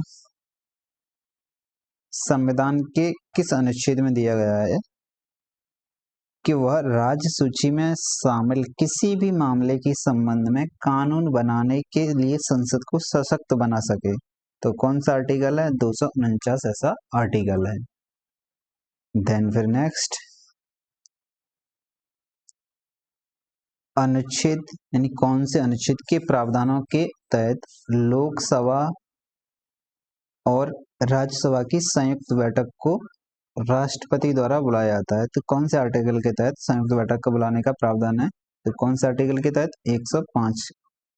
कौन सा है? 108 है। 105 किससे संबंधित है? संसदीय विशेषाधिकार से संबंधित है। ठीक है ना, याद रखना है। क्या याद रखना है? 105 संयुक्त बैठक है, तो 108 किससे? संयुक्त बैठक से। 105 किससे संबंधित है?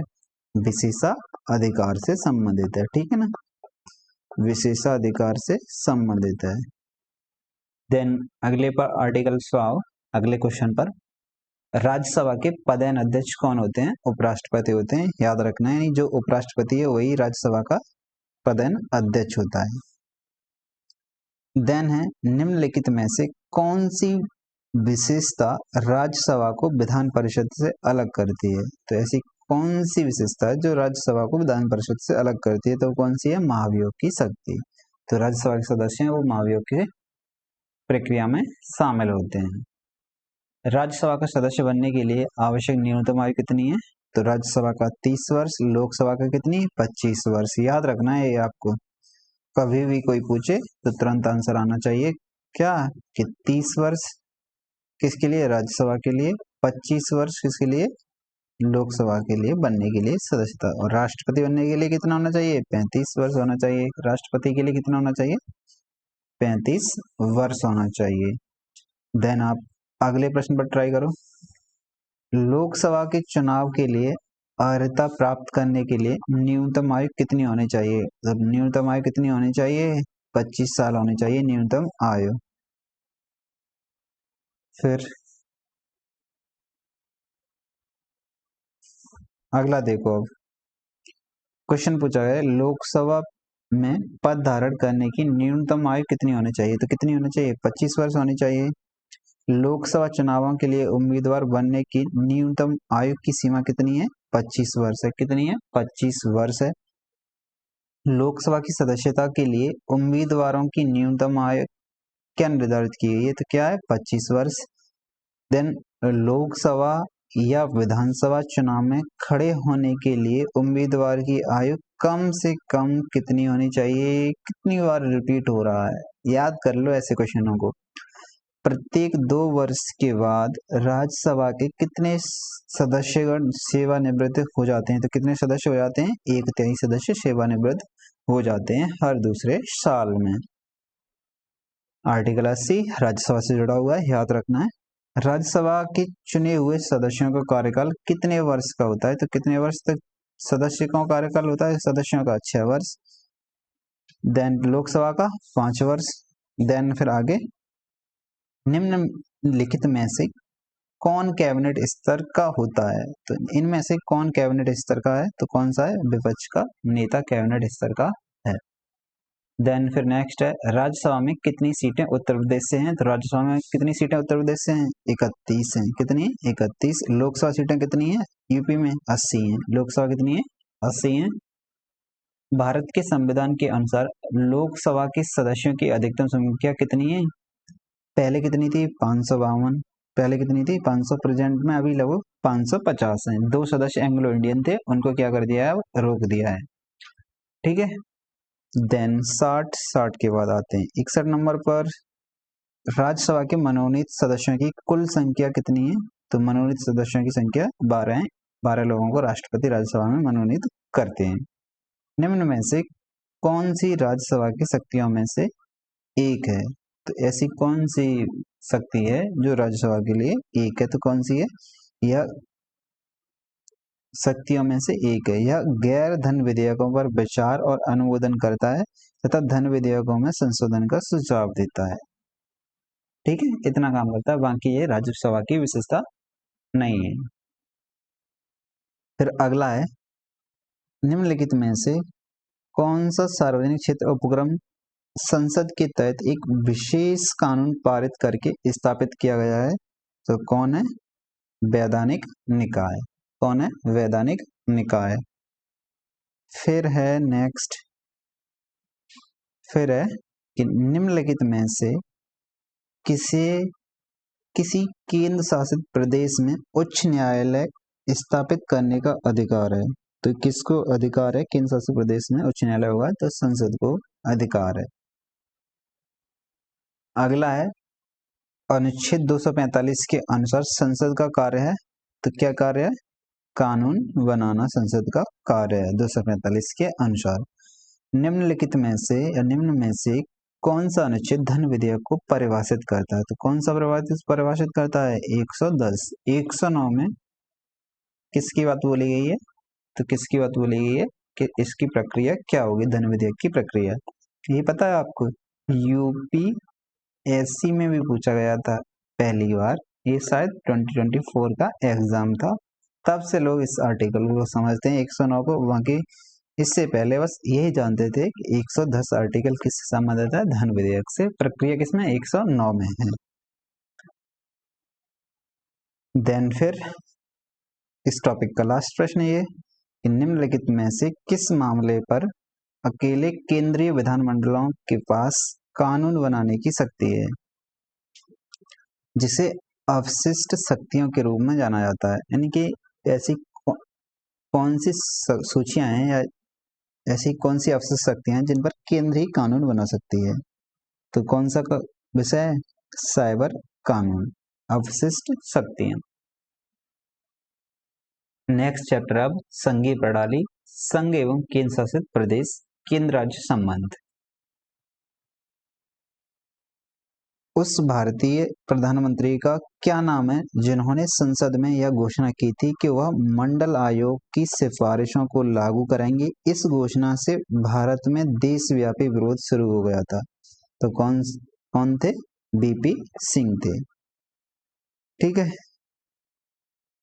1996 में जब अटल बिहारी वाजपेयी पहली बार प्रधानमंत्री बने तो उनके प्रधानमंत्री के रूप में काम करने की लगभग अवधि कितनी थी? कितनी थी? 2 हफ्ते। ठीक है। अगला प्रश्न है, भारतीय संविधान का कौन सा अनुच्छेद यह कहता है कि प्रधानमंत्री की नियुक्ति राष्ट्रपति द्वारा होगी? तो कौन सा आर्टिकल बोलता है? 75। डिक्टो सेम प्रश्न यूपी पुलिस एग्जाम में 2026 में पूछा गया था आपका, ये सीधा डिक्टो था, इसीलिए बोलते हैं कि पीवाईक्यू लगाओ। भारतीय संघ के प्रधानमंत्री और अन्य मंत्रियों की नियुक्ति भारत के संविधान की कौन से आर्टिकल के तहत राष्ट्रपति द्वारा की जाती है? तो कौन से आर्टिकल के तहत की जाती है? 75 के आर्टिकल्स के अनुसार की जाती है। फिर है कि निम्न में से किसने कभी भी भारत के उप प्रधानमंत्री के रूप में कार्यभार नहीं संभाला था? तो किसने नहीं संभाला था? बीपी सिंह ने, ये प्रधानमंत्री बने थे, बाकी सब ये उप प्रधानमंत्री के रूप में कार्य कर रहे थे, किया था। भारत के प्रथम गृह मंत्री कौन थे? तो सरदार वल्लभ भाई पटेल पहले गृह मंत्री थे। देन फिर एक व्यक्ति जो संसद का सदस्य नहीं है, उसे राष्ट्रपति द्वारा अधिकतम कितने महीनों के लिए मंत्री के रूप में नियुक्त किया जा सकता है? तो कितने महीनों तक? 6 महीने तक मैक्स वो क्या रह सकता है? मैक्स मंत्री बन सकता है। संसदीय प्रणाली में कार्यपालिका किसके प्रति उत्तरदायी है? तो संसदीय प्रणाली में कार्यपालिका किसके प्रति उत्तरदायी होगी? विधान मंडल के, जिसे आप संसद बोलेंगे, उसके प्रति। संसद में भी लोकसभा के प्रति उत्तरदायी होती है कौन? मंत्री परिषद। सरकारी आयोग निम्नलिखित में से किससे संबंधित है? तो सरकारी आयोग किससे संबंधित है? केंद्र राज्य संबंध से संबंधित है। सरकारी आयोग केंद्र राज्य संबंध से संबंधित है। राज्य सरकारों का संवैधानिक प्रमुख कौन होता है? तो राज्यों का प्रमुख कौन होता है? राज्यपाल। केंद्र का कौन होता है? राष्ट्रपति। देन अगला टॉपिक है न्यायिक ढांचा, सर्वोच्च न्यायालय और उच्च न्यायालय। ठीक है, पानी वगैरह कुछ पीना है तो पी लो आप, देन फिर अगेन लग जाओ। आ जाओ। निम्नलिखित में से कौन सा अनुच्छेद भारतीय संविधान में सर्वोच्च न्यायालय की स्थापना और गठन के बारे में है? तो 124 किससे संबंधित है? सर्वोच्च न्यायालय की स्थापना से संबंधित है। भाग कौन से में आएगा? भाग 5 में आएगा। ठीक है ना, 124 से लेकर 147 तक सुप्रीम कोर्ट के बारे में आर्टिकल दिए हुए हैं। भारत के सर्वोच्च न्यायालय का उद्घाटन किस डेट को किया गया था? तो कब किया गया था? 28 जनवरी 1950 को किया गया था। सर्वोच्च न्यायालय के सर्वोच्च न्यायालय के न्यायाधीश पद पर नियुक्ति के पात्र बनने के लिए किसी जज को उच्च न्यायालय के न्यायाधीश के रूप में कितने वर्षों की सेवा आवश्यक होती है? तो कितने वर्षों की सेवा आवश्यक होती है? कम से कम 5 वर्ष। यानी कि भारत का नागरिक हो, 5 वर्ष हाई कोर्ट में न्यायाधीश के रूप में काम कर चुका हो, लगभग 10 वर्षों तक उसने क्या की हो? वकालत की हो, अधिवक्ता रहा हो। ये कंडीशन होती है किसकी? सर्वोच्च न्यायालय के न्यायाधीश बनने की। निम्न में से कौन सी सर्वोच्च न्यायालय के न्यायाधीश की सेवानिवृत्ति की आयु है? तो कौन सी है? 65 वर्ष है। न्यूनतम आयु नहीं होती है इनकी, याद रखना है।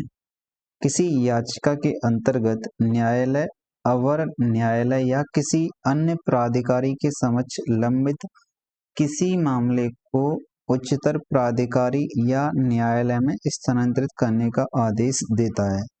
तो किसके तहत? उत्प्रेषण के तहत। यानी 5 प्रकार की रिटें जारी होती हैं सामान्यतः इन जनरल आर्टिकल 32 के तहत। तो कौन कौन सी? पहली है बंदी प्रत्यक्षीकरण, दूसरी है परमादेश, फिर है उत्प्रेषण, देन निषेध और अधिकार प्रचार। ऐसे करके 5 हो जाती हैं ये रिटें। एक क्वेश्चन बन जाता है ना कि वर्तमान जो आपका सुप्रीम कोर्ट है वो कितनी रिटें जारी करता है? तो कितनी जारी करता है? 5 करता है। आर्टिकल 32 के तहत। हाई कोर्ट जारी करेगा तो आर्टिकल 226 के तहत जारी करेगा। भारत के उच्चतम न्यायालय की प्रथम महिला न्यायाधीश कौन थी? फातिमा बीबी थी। कौन थी? फातिमा बीबी थी। फातिमा बीबी, ये कौन है? ये प्रथम महिला न्यायाधीश है किसकी? सुप्रीम कोर्ट की। देन लीला सेठ, तो किसी उच्च न्यायालय की प्रथम महिला मुख्य न्यायाधीश हैं। किसकी, हिमाचल प्रदेश की बनी थी सबसे पहले। ठीक है, लीला सेठ और फातिमा बीबी, इन दोनों को याद करना है आपको। उच्चतम न्यायालय की प्रथम महिला न्यायाधीश कौन थी? तो पहली महिला कौन थी? फातिमा बीबी थी। उच्चतम न्यायालय में संविधान के निर्वाचन से संबंधित मामलों की सुनवाई करने के लिए न्यायाधीशों की संख्या कम से कम कितनी होनी चाहिए? तो कम से कम कितनी होनी चाहिए? 5। तब आप संविधान पीठ पर या संविधान के कुछ टॉपिक्स हैं उन पर चर्चा करोगे। निम्नलिखित में से कौन जिला और अधीनस्थ न्यायालय और उच्च न्यायालय के आदेशों, निर्णय और मामला के विवरण का एक व्यापक डेटाबेस प्रदान करता है? तो कौन है? राष्ट्रीय न्यायिक डेटा ग्रिड। देन उस उच्च न्यायालय का नाम बताइए जिसका क्षेत्राधिकार अंडमान और निकोबार द्वीप समूह के केंद्र शासित प्रदेश पर है। तो कौन सा है? कलकत्ता उच्च न्यायालय या कोलकाता उच्च न्यायालय, याद करना है आपको। एक कोलकाता किस में आएगा? इसमें आएगा। लक्षद्वीप किस में आएगा? केरल में जाएगा। ठीक है, तो ऐसे कुछ केंद्र शासित प्रदेश हैं जिन्हें हमें याद करना है। देन भारत की किसी राज्य के राज्यपाल के पद का आधिकारिक कार्यकाल कितने दिनों का होता है? इन जनरल कितने दिनों का होता है? 5 वर्ष। वैसे ही राष्ट्रपति की इच्छा पर निर्भर करता है। फिर 155 के अनुसार कितना होता है कार्यकाल? 5 वर्ष होता है। राष्ट्रपति के प्रसाद पर्यंत पर यानी अपने पद पर बना रहता है। ठीक है ना। भारतीय संविधान के अनुच्छेद 161 के अनुसार निम्नलिखित में से किसे सजा माफ करने या सजा में हेरफेर करने की शक्ति प्राप्त है? तो 161 किस पे जाएगा? 161 जाएगा आपका राज्यपाल। 72 किस पे जाएगा? उपराष्ट्रपति पर। तो विभिन्न राज्यों के राज्यपालों से संबंधित आर्टिकल 161। अप्रैल 2019 तक उपलब्ध जानकारी के अनुसार महाराष्ट्र के राज्यपाल कौन थे? तो कौन थे? वे थे सी विद्यासागर राव थे, जब 2019 में क्वेश्चन पूछा गया था। प्रेजेंट में सीपी राधाकृष्णन अभी उपराष्ट्रपति हैं। ठीक है ना। वर्तमान में इससे पहले सीपी राधाकृष्णन महाराष्ट्र के राष्ट्रपति थे। स्वतंत्र भारत में किसी राज्य की प्रथम महिला राज्यपाल कौन है? तो आनंदीबेन पटेल हैं। तो नहीं, सॉरी, कौन है? सरोजनी नायडू हैं। सरोजनी नायडू ये कांग्रेस की पहली भारतीय महिला अध्यक्ष थी। ठीक है, और प्रथम राज्यपाल कौन है? सरोजनी नायडू हैं। कहाँ की थी? उत्तर प्रदेश की थी। ठीक है, कौन सा सही है ये बताना है आपको। तो इसका कौन सा सही है ये बताना है। देन इसका राइट आंसर क्या है कि भारत के राष्ट्रपति द्वारा राज्य के राज्यपाल की नियुक्ति की जाती है। बाकी क्या है? गलत है। प्रधानमंत्री एवं, ये भी गलत है, ये भी गलत है, ये भी गलत है। वीडियो पॉज करो, पढ़ो, सिंपल है, ज्यादा कुछ नहीं है। अगला देखो क्वेश्चन नंबर 16। भारत में किसी राज्य के राज्यपाल की नियुक्ति प्राधिकारी निम्नलिखित में से कौन होता है? इट मीन्स क्या समझे कि भारत में किसी राज्य के राज्यपाल का नियुक्ति प्राधिकारी, तो राज्य के राज्यपाल को कौन नियुक्त करता है? कौन करता है? राष्ट्रपति करता है। राज्यपाल के संदर्भ में कौन सा से कथन सही है? और राज्य विधान परिषद में 1/4 यानी 1/4 सदस्यों को मनोनीत करता है। कितने गलत हैं ये भी? कितने करता है? 1/6 करता है। ठीक है ना। देन अगला क्वेश्चन क्या है कि वह एंग्लो इंडियन समुदाय से राज्य विधानसभाओं के लिए 2 सदस्यों को मनोनीत कर सकता है। पहले कर सकता था लेकिन अब नहीं है, तो इसलिए इसका राइट आंसर क्या हो जाएगा? डी हो जाएगा, उपयुक्त में से कोई नहीं। देन भारत के संविधान के किस अनुच्छेद के अधीन राज्यों के राज्यपाल को अध्यादेश जारी करने की शक्ति दी गई है? तो कौन से आर्टिकल के तहत? 213, 123 के तहत किसको? राष्ट्रपति को दे रखी है। ठीक है, अगला देखो, खाली जगह को विधानसभा का सत्रावसान करने की शक्ति है, तो किसको है? राज्यपाल को।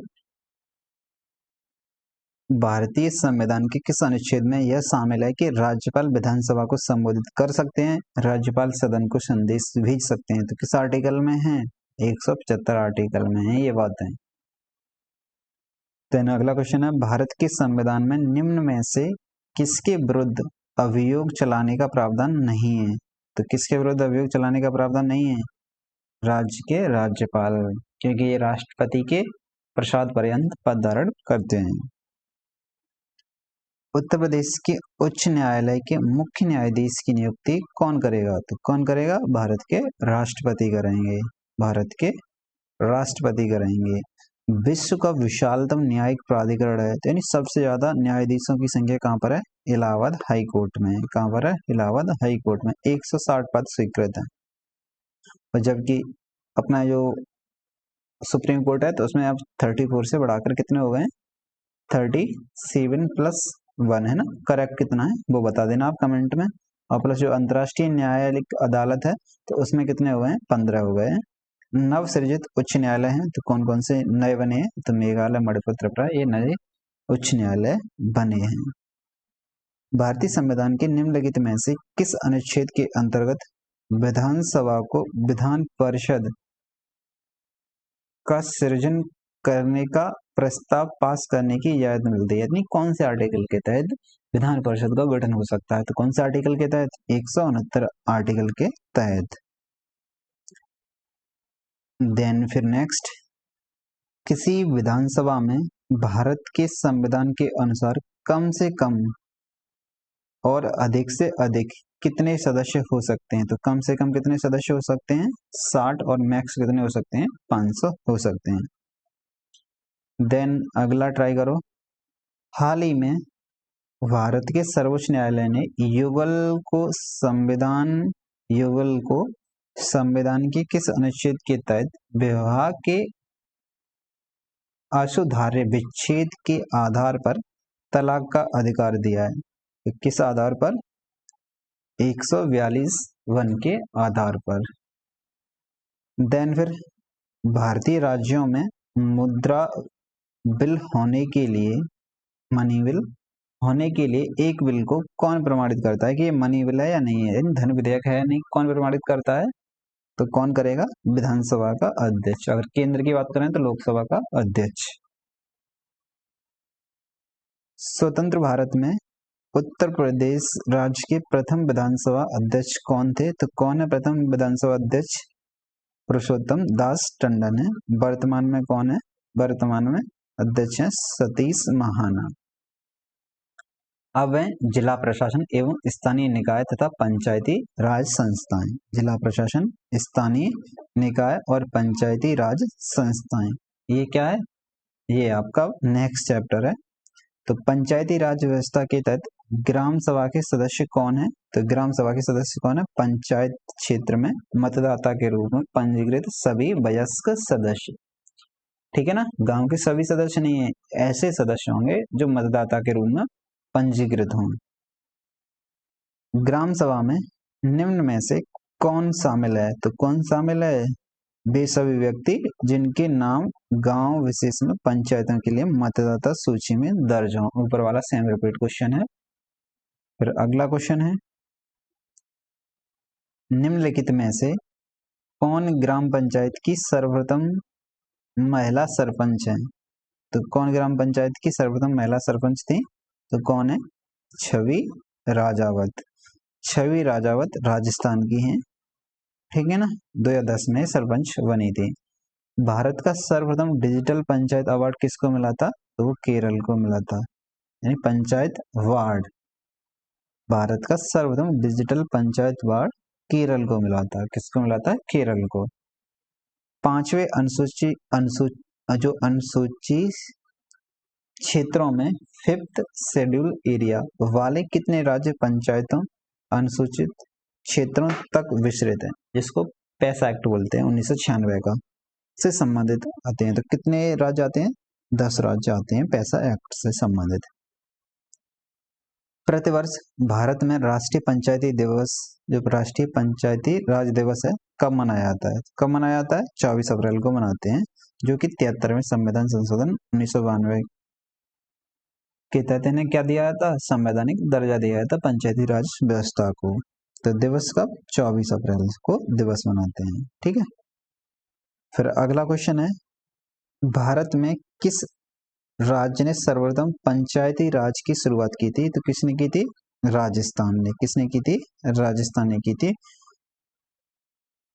पहला पंचायती पहला राष्ट्रीय पंचायती राज दिवस 24 अप्रैल 2010 को मनाया गया था। उस समय पीएम कौन थे? डॉक्टर मनमोहन सिंह पीएम थे, याद करना है। देखो, पहला राष्ट्रीय पंचायती राज दिवस द्वारा घोषित किया गया था, कौन थे? डॉक्टर मनमोहन सिंह। ये क्वेश्चन पूछ सकता है आपसे। पंचायती राज को पहली बार 2 अक्टूबर 1959 को किस जिले में पेश किया गया था? किस जिले में किया गया था? नागौर था। कहाँ था? नागौर। राजस्थान पहला राज्य था जहां वर्ष 1959 में पंचायती राज व्यवस्था लागू की गई थी। इसे सबसे पहले राजस्थान के किस जिले में लागू किया गया था? तो किस जिले में? नागौर जिले में। ठीक है ना। किसने लागू की थी नागौर जिले में? तो जवाहरलाल नेहरू ने लागू की थी। 73वां संवैधानिक संशोधन निम्नलिखित में से किससे संबंधित था? तो 73वां संविधान संशोधन किससे संबंधित है? बता दो भाई, किससे संबंधित है? पंचायती राज संस्थाओं से। किस संविधान संशोधन में पंचायती राज संस्थाओं को संवैधानिक दर्जा दिया गया था? तो कौन सा संशोधन था? 73वां संशोधन था। भारतीय संविधान की किस अनुसूची में पंचायतों की शक्तियों का वर्णन किया गया है? भारतीय संविधान की किस अनुसूची में पंचायतों की शक्तियां? तो कौन सी अनुसूची है? 11वीं। हमारे संविधान के किस भाग में 3 सोपानों में पंचायतें बनाने की परिकल्पना की गई है? तो पंचायतें कौन से भाग में? भाग 9 में। ठीक है। देन फिर पंचायती राज संस्थाओं के अस्तित्व के लिए भारत की संसद द्वारा 73 और 74वां संवैधानिक संशोधन कब पारित किए गए थे? तो कब पारित किए गए थे? 1992 में, दिसंबर 1992 में। देन निम्न में से क्या पंचायती राज संस्था नहीं है? निम्न में से क्या पंचायती राज संस्था नहीं है? तो कौन सी नहीं है? ग्राम सहकारी संस्था। ये अलग भाग में, यानी भाग 9 ख में दिया गया है, बी में दिया गया है। क्या? सहकारी समितियां। भारत की पंचायती राज व्यवस्था में कितने स्तर हैं? तो कितने स्तर हैं? 3 स्तर हैं। भारत में पंचायती राज व्यवस्था इसके अंतर्गत रखी गई है, तो किसके अंतर्गत है? डीपीएसपी के अंतर्गत है। भारतीय संविधान के अनुच्छेद 243 ख के अधीन गठित ग्रामीण क्षेत्रों के लिए स्व सरकार की संस्था कौन सी है? तो कौन सी है? ग्राम पंचायत। निम्न में से या इनमें से कौन सा भारत में पंचायती राज की 3 स्तरीय प्रणालियों में एक स्तर नहीं है? तो कौन सा नहीं है? नगर परिषद नहीं है। ग्राम पंचायत तंत्र के 3 स्तर होते हैं। ब्लॉक स्तर पर होता है। कौन सा ब्लॉक पर स्तर पर होगा? तो पंचायती समिति ब्लॉक स्तर पर होती है। याद करना है कि ब्लॉक स्तर पर क्या होगा? पंचायत समिति। किसी समिति ने त्रिस्तरीय पंचायत प्रणाली की अनुशंसा की है, तो किसने की थी? बलवंत राय मेहता समिति ने की थी। किसने? बलवंत राय मेहता समिति ने। त्रिस्तरीय पंचायती राज व्यवस्था का विचार किसने रखा था? तो बलवंत राय मेहता कमेटी ने। अशोक मेहता कमेटी थी, तो इसने 2 स्तरीय की बात की थी, तो 3 स्तरीय की बलवंत राय मेहता ने बात की थी। देन फिर नेक्स्ट, किस समिति के कार्य ने पूरे देश में पंचायती राज संस्थाओं के प्रारंभ के लिए मंच स्थापित किया था? तो किसने? बलवंत राय मेहता समिति ने। फिर अगला क्वेश्चन है कि लोकतंत्र और विकास के लिए पंचायती राज संस्थानों के पुनरुद्धार पर एक अवधारणा पत्र तैयार करने के लिए किस समिति को नियुक्त किया गया था? तो किसको नियुक्त किया गया था? LM सिंघवी समिति को नियुक्त किया गया था। फिर है 73वें संविधान संशोधन 1992 के द्वारा भारतीय संविधान में शीर्षक, यानी स्पेस दे रखा है, शीर्षक से एक अनुच्छेद कौन सा? 9 जोड़ा गया, जो कि अनुच्छेद 243 से 243 ड के प्रावधान कवर करता है। तो क्या है? पंचायत से संबंधित है। देन फिर भारत के संविधान का अनुच्छेद 243 निम्न में से किसकी व्याख्या करता है? तो किसकी व्याख्या करेगा? पंचायती राज प्रणाली की व्याख्या करेगा। किसकी व्याख्या करेगा? पंचायती राज प्रणाली की व्याख्या करेगा। पंचायतों को संवैधानिक दर्जा किस अनुच्छेद के तहत दिया गया है? तो किसके तहत? 243 के तहत। निम्नलिखित में से कौन सा अनुच्छेद पंचायती राज से संबंधित है? तो कौन सा अनुच्छेद पंचायती राज से संबंधित है? 243। भारत के संविधान के किस संशोधन अधिनियम ने पंचायती राज को एक संवैधानिक निकाय बनाया है? तो किसने बनाया था? 73वां संविधान संशोधन 1992 के तहत।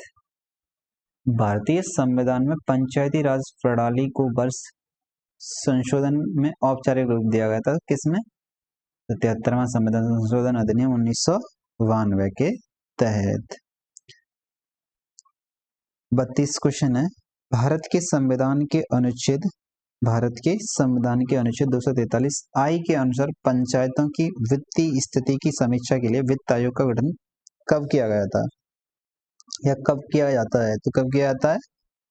हर 5वें वर्ष की समाप्ति पर। तो 243 आई आर्टिकल किससे संबंधित है? वित्त आयोग से संबंधित है, राज्य वित्त आयोग से, और हर 5वें वर्ष में ये गठित होता है, ये हमें याद करना है। ठीक है, अब देखते हैं हम आगे। अगला क्वेश्चन है, किसी ग्राम पंचायत द्वारा उप प्रधान को पद से हटाने के लिए कम से कम कितने पंचायत सदस्यों का समर्थन आवश्यक है? तो कम से कम कितने? 2/3। कम से कम कितने? 2/3 का आवश्यक है, बहुमत का। भारत में ग्राम पंचायतों की कुल संख्या कितनी है? तो ग्राम पंचायतों की कुल संख्या उपरोक्त में से कोई नहीं है। प्रेजेंट में कितनी है? 24 में रिपोर्ट आई थी, तो उसके अनुसार इतनी संख्या है किसकी? ग्राम पंचायतों की। ठीक है, देन फिर अगला क्वेश्चन है, एक ग्राम पंचायत में महिलाओं के लिए कितने प्रतिशत पद आरक्षित होने चाहिए? तो कितने परसेंटेज? 33% आरक्षित होने चाहिए पद। देन फिर अगला क्वेश्चन है, 27 अगस्त 2009 को भारत सरकार ने केंद्रीय मंत्रिमंडल ने पंचायती राज संस्थाओं PRI में महिलाओं के लिए आरक्षण को मंजूरी दी है।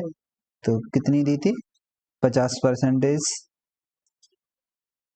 भारत में पंचायती राज स्थापित करने वाले प्रथम 2 राज्य कौन कौन से थे? तो राजस्थान था, दूसरा कौन सा था?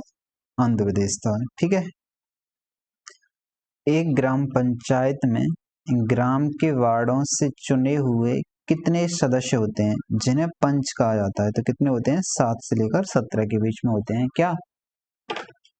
क्या होते हैं? पंच। उत्तर प्रदेश में एक वर्ष में ग्राम सभा की न्यूनतम कितनी बैठकें होनी चाहिए? कितनी होनी चाहिए? 2 होनी चाहिए न्यूनतम बैठकें। फिर है अगला क्वेश्चन, एक व्यक्ति के लिए पंचायत का सदस्य बनने की न्यूनतम आयु कितनी होनी चाहिए? न्यूनतम सीमा कितनी है? 21 वर्ष होनी चाहिए कि एक व्यक्ति है कोई भी तो पंचायत का सदस्य प्रधानमंत्री या प्रधान बन सकता है। इलेक्शन लड़ने के लिए कितनी आयु होनी चाहिए? 21 वर्ष होनी चाहिए। किस राज्य में पंचायती राज प्रणाली नहीं है? तो किस राज्य में नहीं है? नागालैंड में नहीं है। नागालैंड में क्यों नहीं है? क्योंकि वहां पे ऑटोनॉमस काउंसिल होती हैं, उनको ज्यादा वरीयता मिलती है। कौन सी सरकार आम लोगों के सबसे करीब होती है? तो कौन सी होती है? स्थानीय होती है। कौन सी होती है? स्थानीय होती है। फिर है राज्य व्यवस्था। अब विविध में आ गए, ये हमारा शायद अंतिम टॉपिक हो।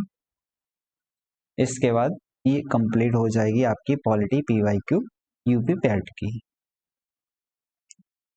ठीक है, कॉन्फिडेंस आ रहा है PYQ लगाने से कि नहीं आ रहा है?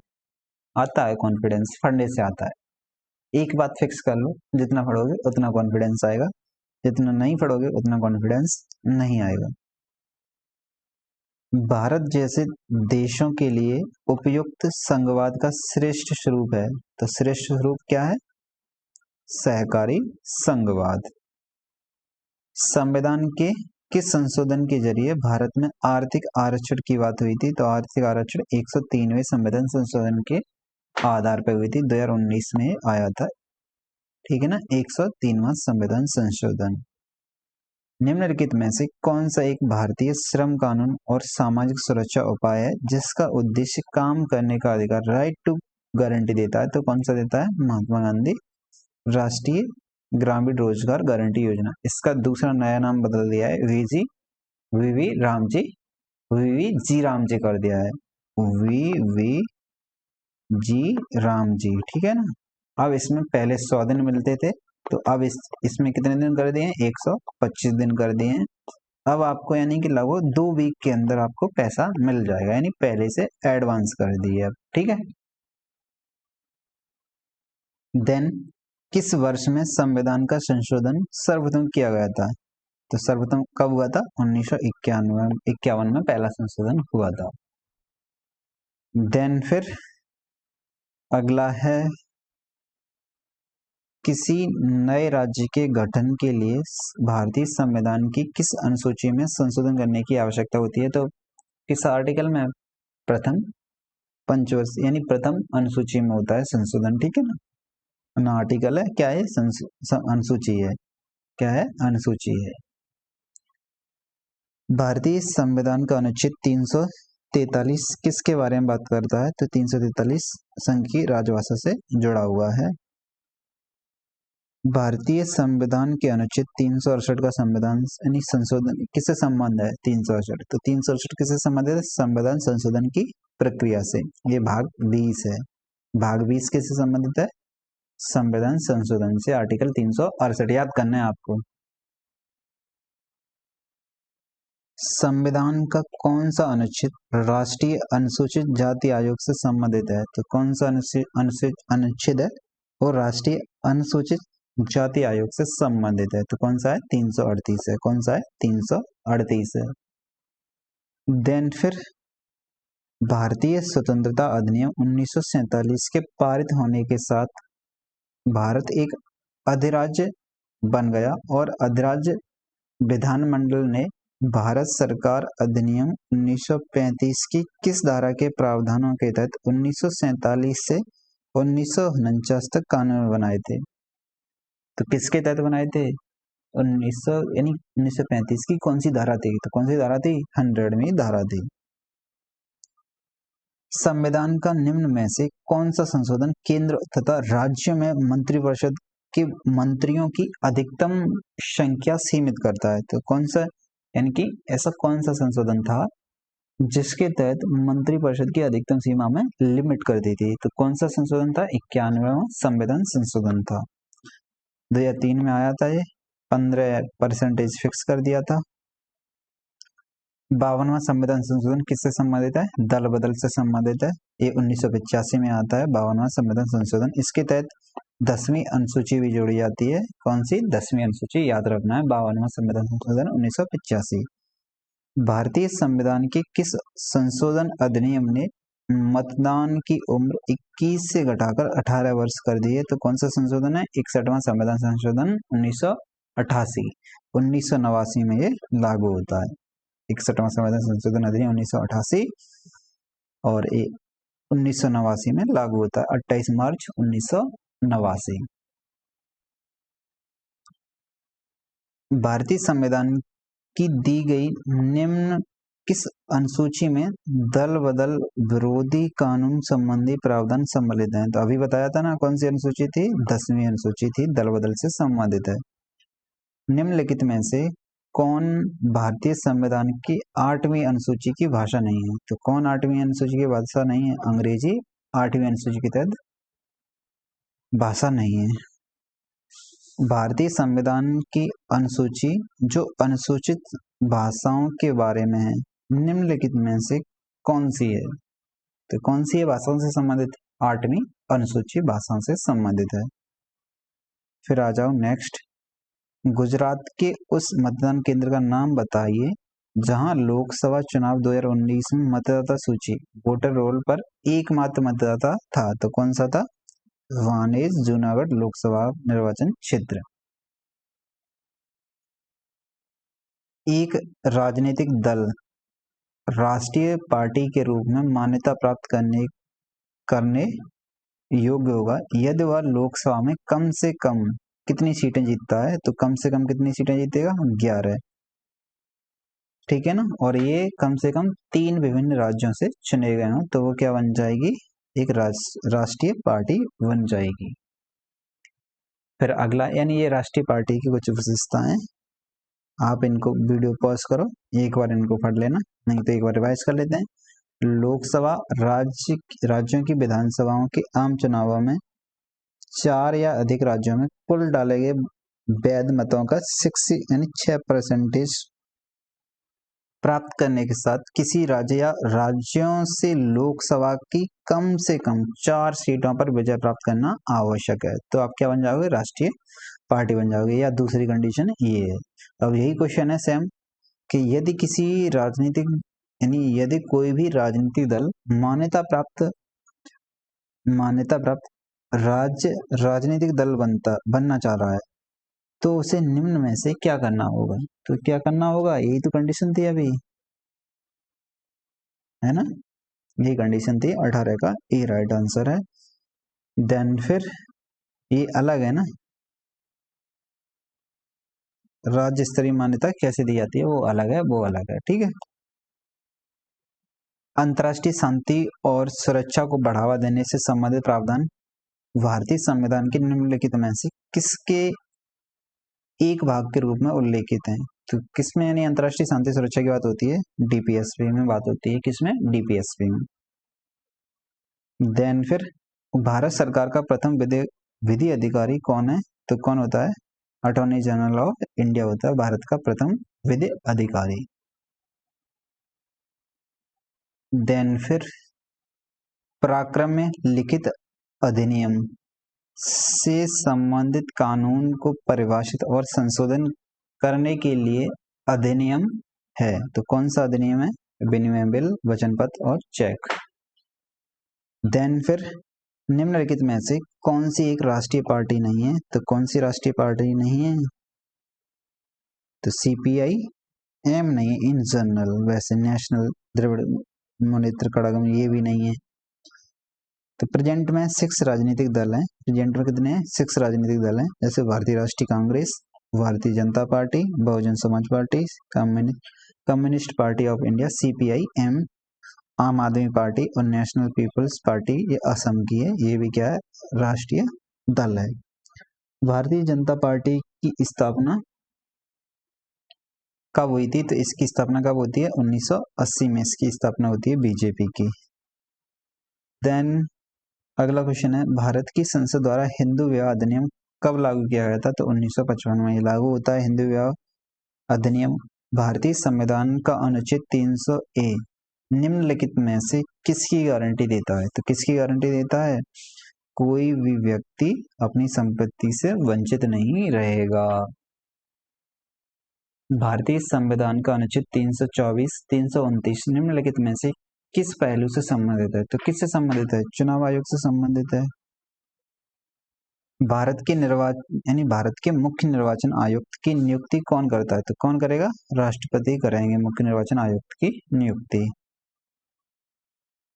देन संविधान सीईसी और चुनाव आयुक्तों के कार्यकाल की सुरक्षा सुनिश्चित करता है। वे 6 साल के कार्यकाल के लिए नियुक्त किए जाते हैं या कितने वर्ष तक नियुक्त रहते हैं? तो कितने वर्ष तक? 665। कितने? 665 वर्ष तक नियुक्त रहते हैं। तो इसका राइट आंसर क्या है? बी इसका राइट आंसर है। देन फिर अगला देखो, भारत के मुख्य निर्वाचन आयुक्त की सेवानिवृत्ति की आयु वर्ष है। तो कितने वर्ष में सेवानिवृत्त आयु हो जाते हैं? 65 वर्ष अभी देखा था ना। अगला है, स्वतंत्र भारत के प्रथम मुख्य चुनाव आयुक्त कौन थे? तो कौन थे स्वतंत्र भारत के प्रथम मुख्य चुनाव आयुक्त? सुकुमार सेन थे। कौन थे? सुकुमार सेन थे। याद करना है, प्रथम मुख्य चुनाव आयुक्त हैं। तो ठीक है ना। भारत के संविधान की किस अनुसूची में असम, मेघालय, त्रिपुरा, मिजोरम राज्यों में जनजातीय क्षेत्रों के प्रशासन से संबंधित प्रावधान है? तो कौन सी अनुसूची है? 5वीं है। कौन सी है? 6वीं है। 5वीं भी है, लेकिन 5वीं किससे संबंधित है? वो 5वीं अनुसूची इन 4 राज्यों के अलावा से संबंधित है। कौन सी? 6वीं AMTM, असम, मेघालय, त्रिपुरा, मिजोरम। ठीक है। अगला देखो, भारत के संविधान में इनमें से क्या राज्य सूची में सम्मिलित नहीं है? तो कौन सा राज्य सूची में सम्मिलित नहीं है? दंड प्रक्रिया संहिता ये राज्य सूची में सम्मिलित नहीं है। भारत के संविधान में जन स्वास्थ्य एवं स्वच्छता किसमें शामिल है? ये राज्य सूची का विषय है। किसका है? राज्य सूची का विषय है। कोंकणी की शासकीय भाषा है, यानी किस की शासकीय भाषा है? तो देखो चंडीगढ़ की होगी, नहीं होगी। दादरा नगर हवेली की, दिल्ली की होगी, नहीं होगी। तो बच्चा कौन सा? दमन और दीव। ठीक है, 2016 का अब तो दोनों मर्ज कर दिए गए हैं, तो दोनों एक साथ आएंगे। कौन सी अनुसूची के तहत अनुसूचित क्षेत्रों और अनुसूचित जनजातियों के प्रशासन और नियंत्रण के लिए प्रावधान किए गए हैं? तो कौन से अनुसूचित क्षेत्रों के बारे में बताती है? अभी देखा था ना पीछे, कौन सी थी? 5वीं अनुसूची थी।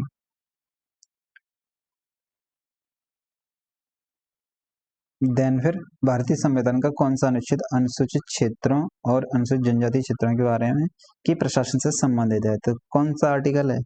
कौन सा आर्टिकल है? 244।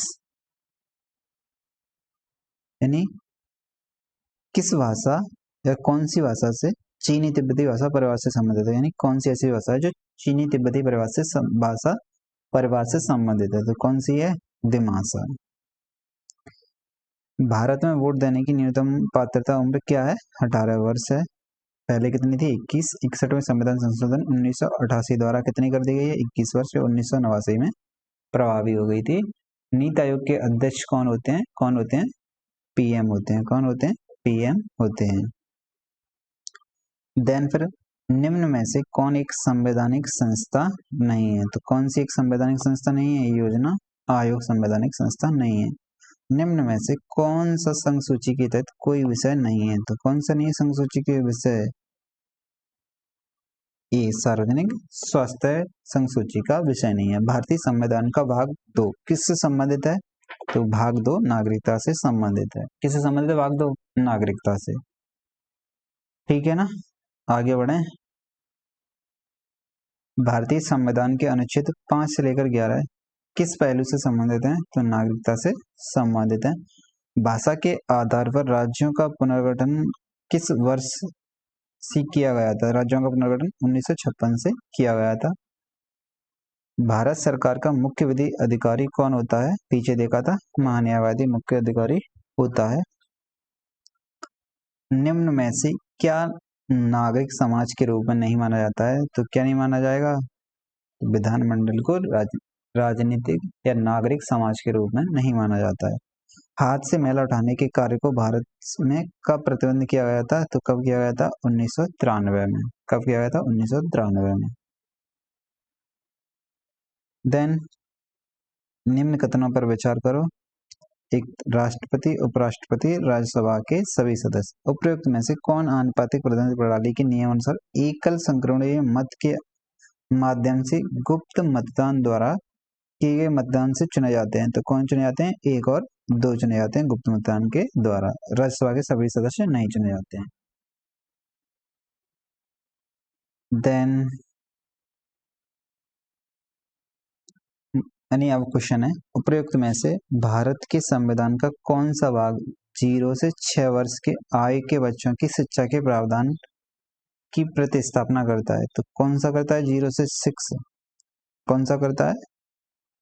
तो केवल डीपीएसपी करता है, केवल डीपीएसपी करता है। देन फिर अगला क्वेश्चन है, अगला क्वेश्चन इसको आप लगाओ। तो अगले क्वेश्चन को, केंद्रीय सतर्कता आयोग अपने पद पर बना रह सकता है? तो कब तक अपने पद पर बना रह सकता है? अपवाद स्वरूप है ना, 465। तो याद रखना है, बाकी सबका कितना कार्यकाल होता है? 665 होता है। ठीक है, आप इस प्रश्न को ट्राई करो तब तक वीडियो पॉज करके।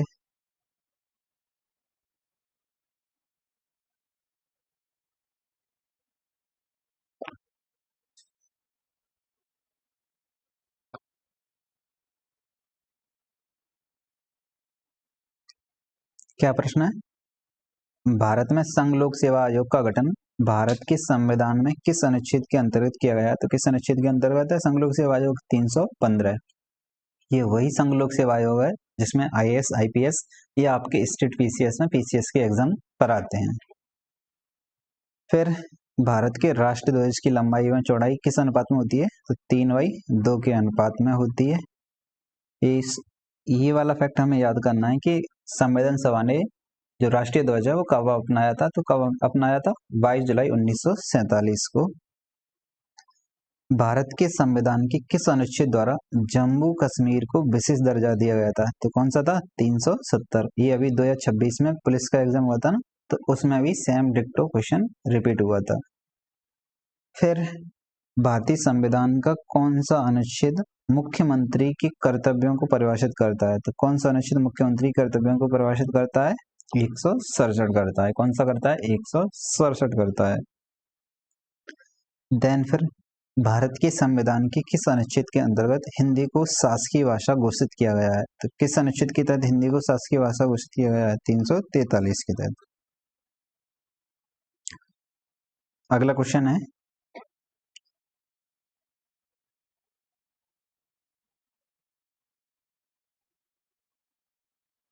त्रिपुरा को कब भारत के पूर्ण राज्य का दर्जा दिया गया था? तो कब दिया गया था? 1972 में, जब हमने राज्य पुनर्गठन की क्लास देखी थी ना, कराई थी, उसमें ये टॉपिक्स हमने डिटेल में पढ़ाए थे। चाहो तो आप देख सकते हो उसको, इसी प्लेलिस्ट के थ्रू देख चले जाना प्लेलिस्ट में वो वीडियो मिल जाएगी आपको। भारत में कृषि आयकर लगाया जाता है, तो कृषि आयकर राज्य सरकार लगाती है। कौन लगाती है? राज्य सरकार लगाती है। भारत का एकमात्र राज्य जहाँ सामान्य सिविल कोड प्रावधान है। पहले एकमात्र राज्य था गोवा, अब कितने राज्य हो गए हैं याद करना है। पहला कौन सा है? पहला राज्य उत्तराखंड, यूके। देन उसके बाद कौन सा बन गया है? यूके के बाद कौन सा बना था? गुजरात। गुजरात के बाद असम। असम के बाद कौन सा बन गया है? यानी यूके, गुजरात, गुजरात के बाद असम, असम के बाद एमपी। तो अभी रिसेंट में एमपी ने लाया था। ये करंट अफेयर्स का क्वेश्चन बन जाएगा आपका। राजनीतिक प्रजातंत्र का तात्पर्य उस जीवन विधा से है जो जीवन में सैद्धांतिक रूप से उदारता, समानता और भ्रातृत्व को स्वीकारती है। ये किसका कथन था? तो ये किसका कथन था? डॉक्टर भीमराव अंबेडकर का था, है ना। देन मानसिक विक्षिप्त भारतीय दंड संहिता की किस धारा में सन्निहित है? तो किस धारा में? 84 में। सूचना का अधिकार के संबंध में निम्नलिखित में कथनों में से कौन सा सही है? तो ये संवैधानिक अधिकार है, विधिक अधिकार भी है, तो ये बी और सी इसका दोनों है। लेकिन यूपी SSC ने इसका आंसर क्या माना था? सी। कैसा है? कानूनी अधिकार है, यानी एक्ट के द्वारा है, विधिक अधिकार है। अगला क्वेश्चन है, द्वितीय प्रशासनिक सुधार आयोग ARC का गठन 31 अगस्त 2005 को किसकी अध्यक्षता में किया गया था? जांच आयोग के रूप में किया गया था। तो कौन अध्यक्ष थे? वीरप्पा मोइली अध्यक्ष थे। जो प्रथम प्रशासनिक सुधार आयोग बना था वो 5 जनवरी 1966 को बना था। द्वितीय 31 अगस्त 2005 को, जिसके अध्यक्ष वीरप्पा मोइली थे। कौन थे? वीरप्पा मोइली। ठीक है ना। अब इसे शायद नहीं, यही बस लास्ट पेज है, थोड़ा सा पेशेंस और देन ये कंप्लीट हो जाएगा। संसद के खर्च किसके द्वारा नियंत्रित किए जाते हैं? तो किसके द्वारा नियंत्रित किए जाते हैं? CAG के द्वारा। एक काम क्या करता है? देखने का काम करता है CAG। आर्टिकल 148 है, CAG से संबंधित है। भारत के राष्ट्रीय प्रतीक में एक वृत्ताकार अवकेश पर 4 शेर एक के बाद एक जुड़े हुए हैं। अवकेश के चित्रावली, यानी कि जो आपका अशोक कलर स्तंभ होता है ना, तो उसके ऊपर वाले हिस्से में, तो उसमें यानी एक गोला होता है सर्किल टाइप का, जैसे कि ऐसा कोई गोला है, तो उस पर चित्र में ये लगे होते हैं, जैसे हाथी है, बैल है, घोड़ा है, ये सब लगे हुए हैं इस पे। तो उनमें से आपको पूछा है कि ऐसा इनमें से कौन सा एक जानवर है जो इस चित्र में नहीं है? तो कौन सा नहीं है? वाघ नहीं है, बाकी क्या है? शेर है। बाकी क्या है? शेर है। बाकी ये तीनों ऑप्शन करेक्ट है। एक बार अशोक चिन्ह देख लेना, उससे क्लियर हो जाएगा इमेज। तेलंगाना का राज्य पक्षी क्या है? तेलंगाना का राज्य पक्षी कौन सा है? पलपिट्टा भारतीय रोलर इसका राज्य पक्षी है। समान पारिश्रमिक अधिनियम 1976 के किस अध्याय चैप्टर में पुरुष और महिला श्रमिकों को समान दरों पर पारिश्रमिक का भुगतान और अन्य मामले शामिल हैं? तो किस अध्याय में है ये? किस में है? अध्याय 2 में है।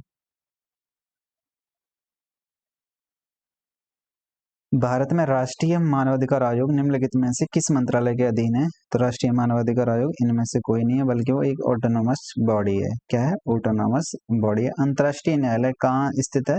तो कहाँ स्थित है? द हेग, नीदरलैंड में स्थित है ये। निम्नलिखित में से कौन मालदीव की आधिकारिक भाषा है? आधिकारिक भाषा कौन है? दिवेही। कौन सी आधिकारिक भाषा है? दिवेही। भारत के पहले नियोजित आधुनिक शहर की आधिकारिक भाषा निम्नलिखित में से कौन सी है? तो कौन सी है? अंग्रेजी है। पहला नियोजित कौन सा शहर है? ये जयपुर है, राजस्थान में। तो पहला नियोजित योजनाबद्ध शहर है। तो अब हमारे पॉलिटी के क्वेश्चन कंप्लीट हो गए। ये हैं साइंस के, लेकिन हमने पॉलिटी के क्वेश्चन कंप्लीट कर लिए हैं। कॉन्फिडेंस आया कि नहीं आया, एक कमेंट बॉक्स में अवश्य बता देना। आज के लिए इतना ही रखते हैं, ठीक है ना? तो मिलते हैं अब किसी नेक्स्ट क्लास में, तब तक के लिए जय हिंद।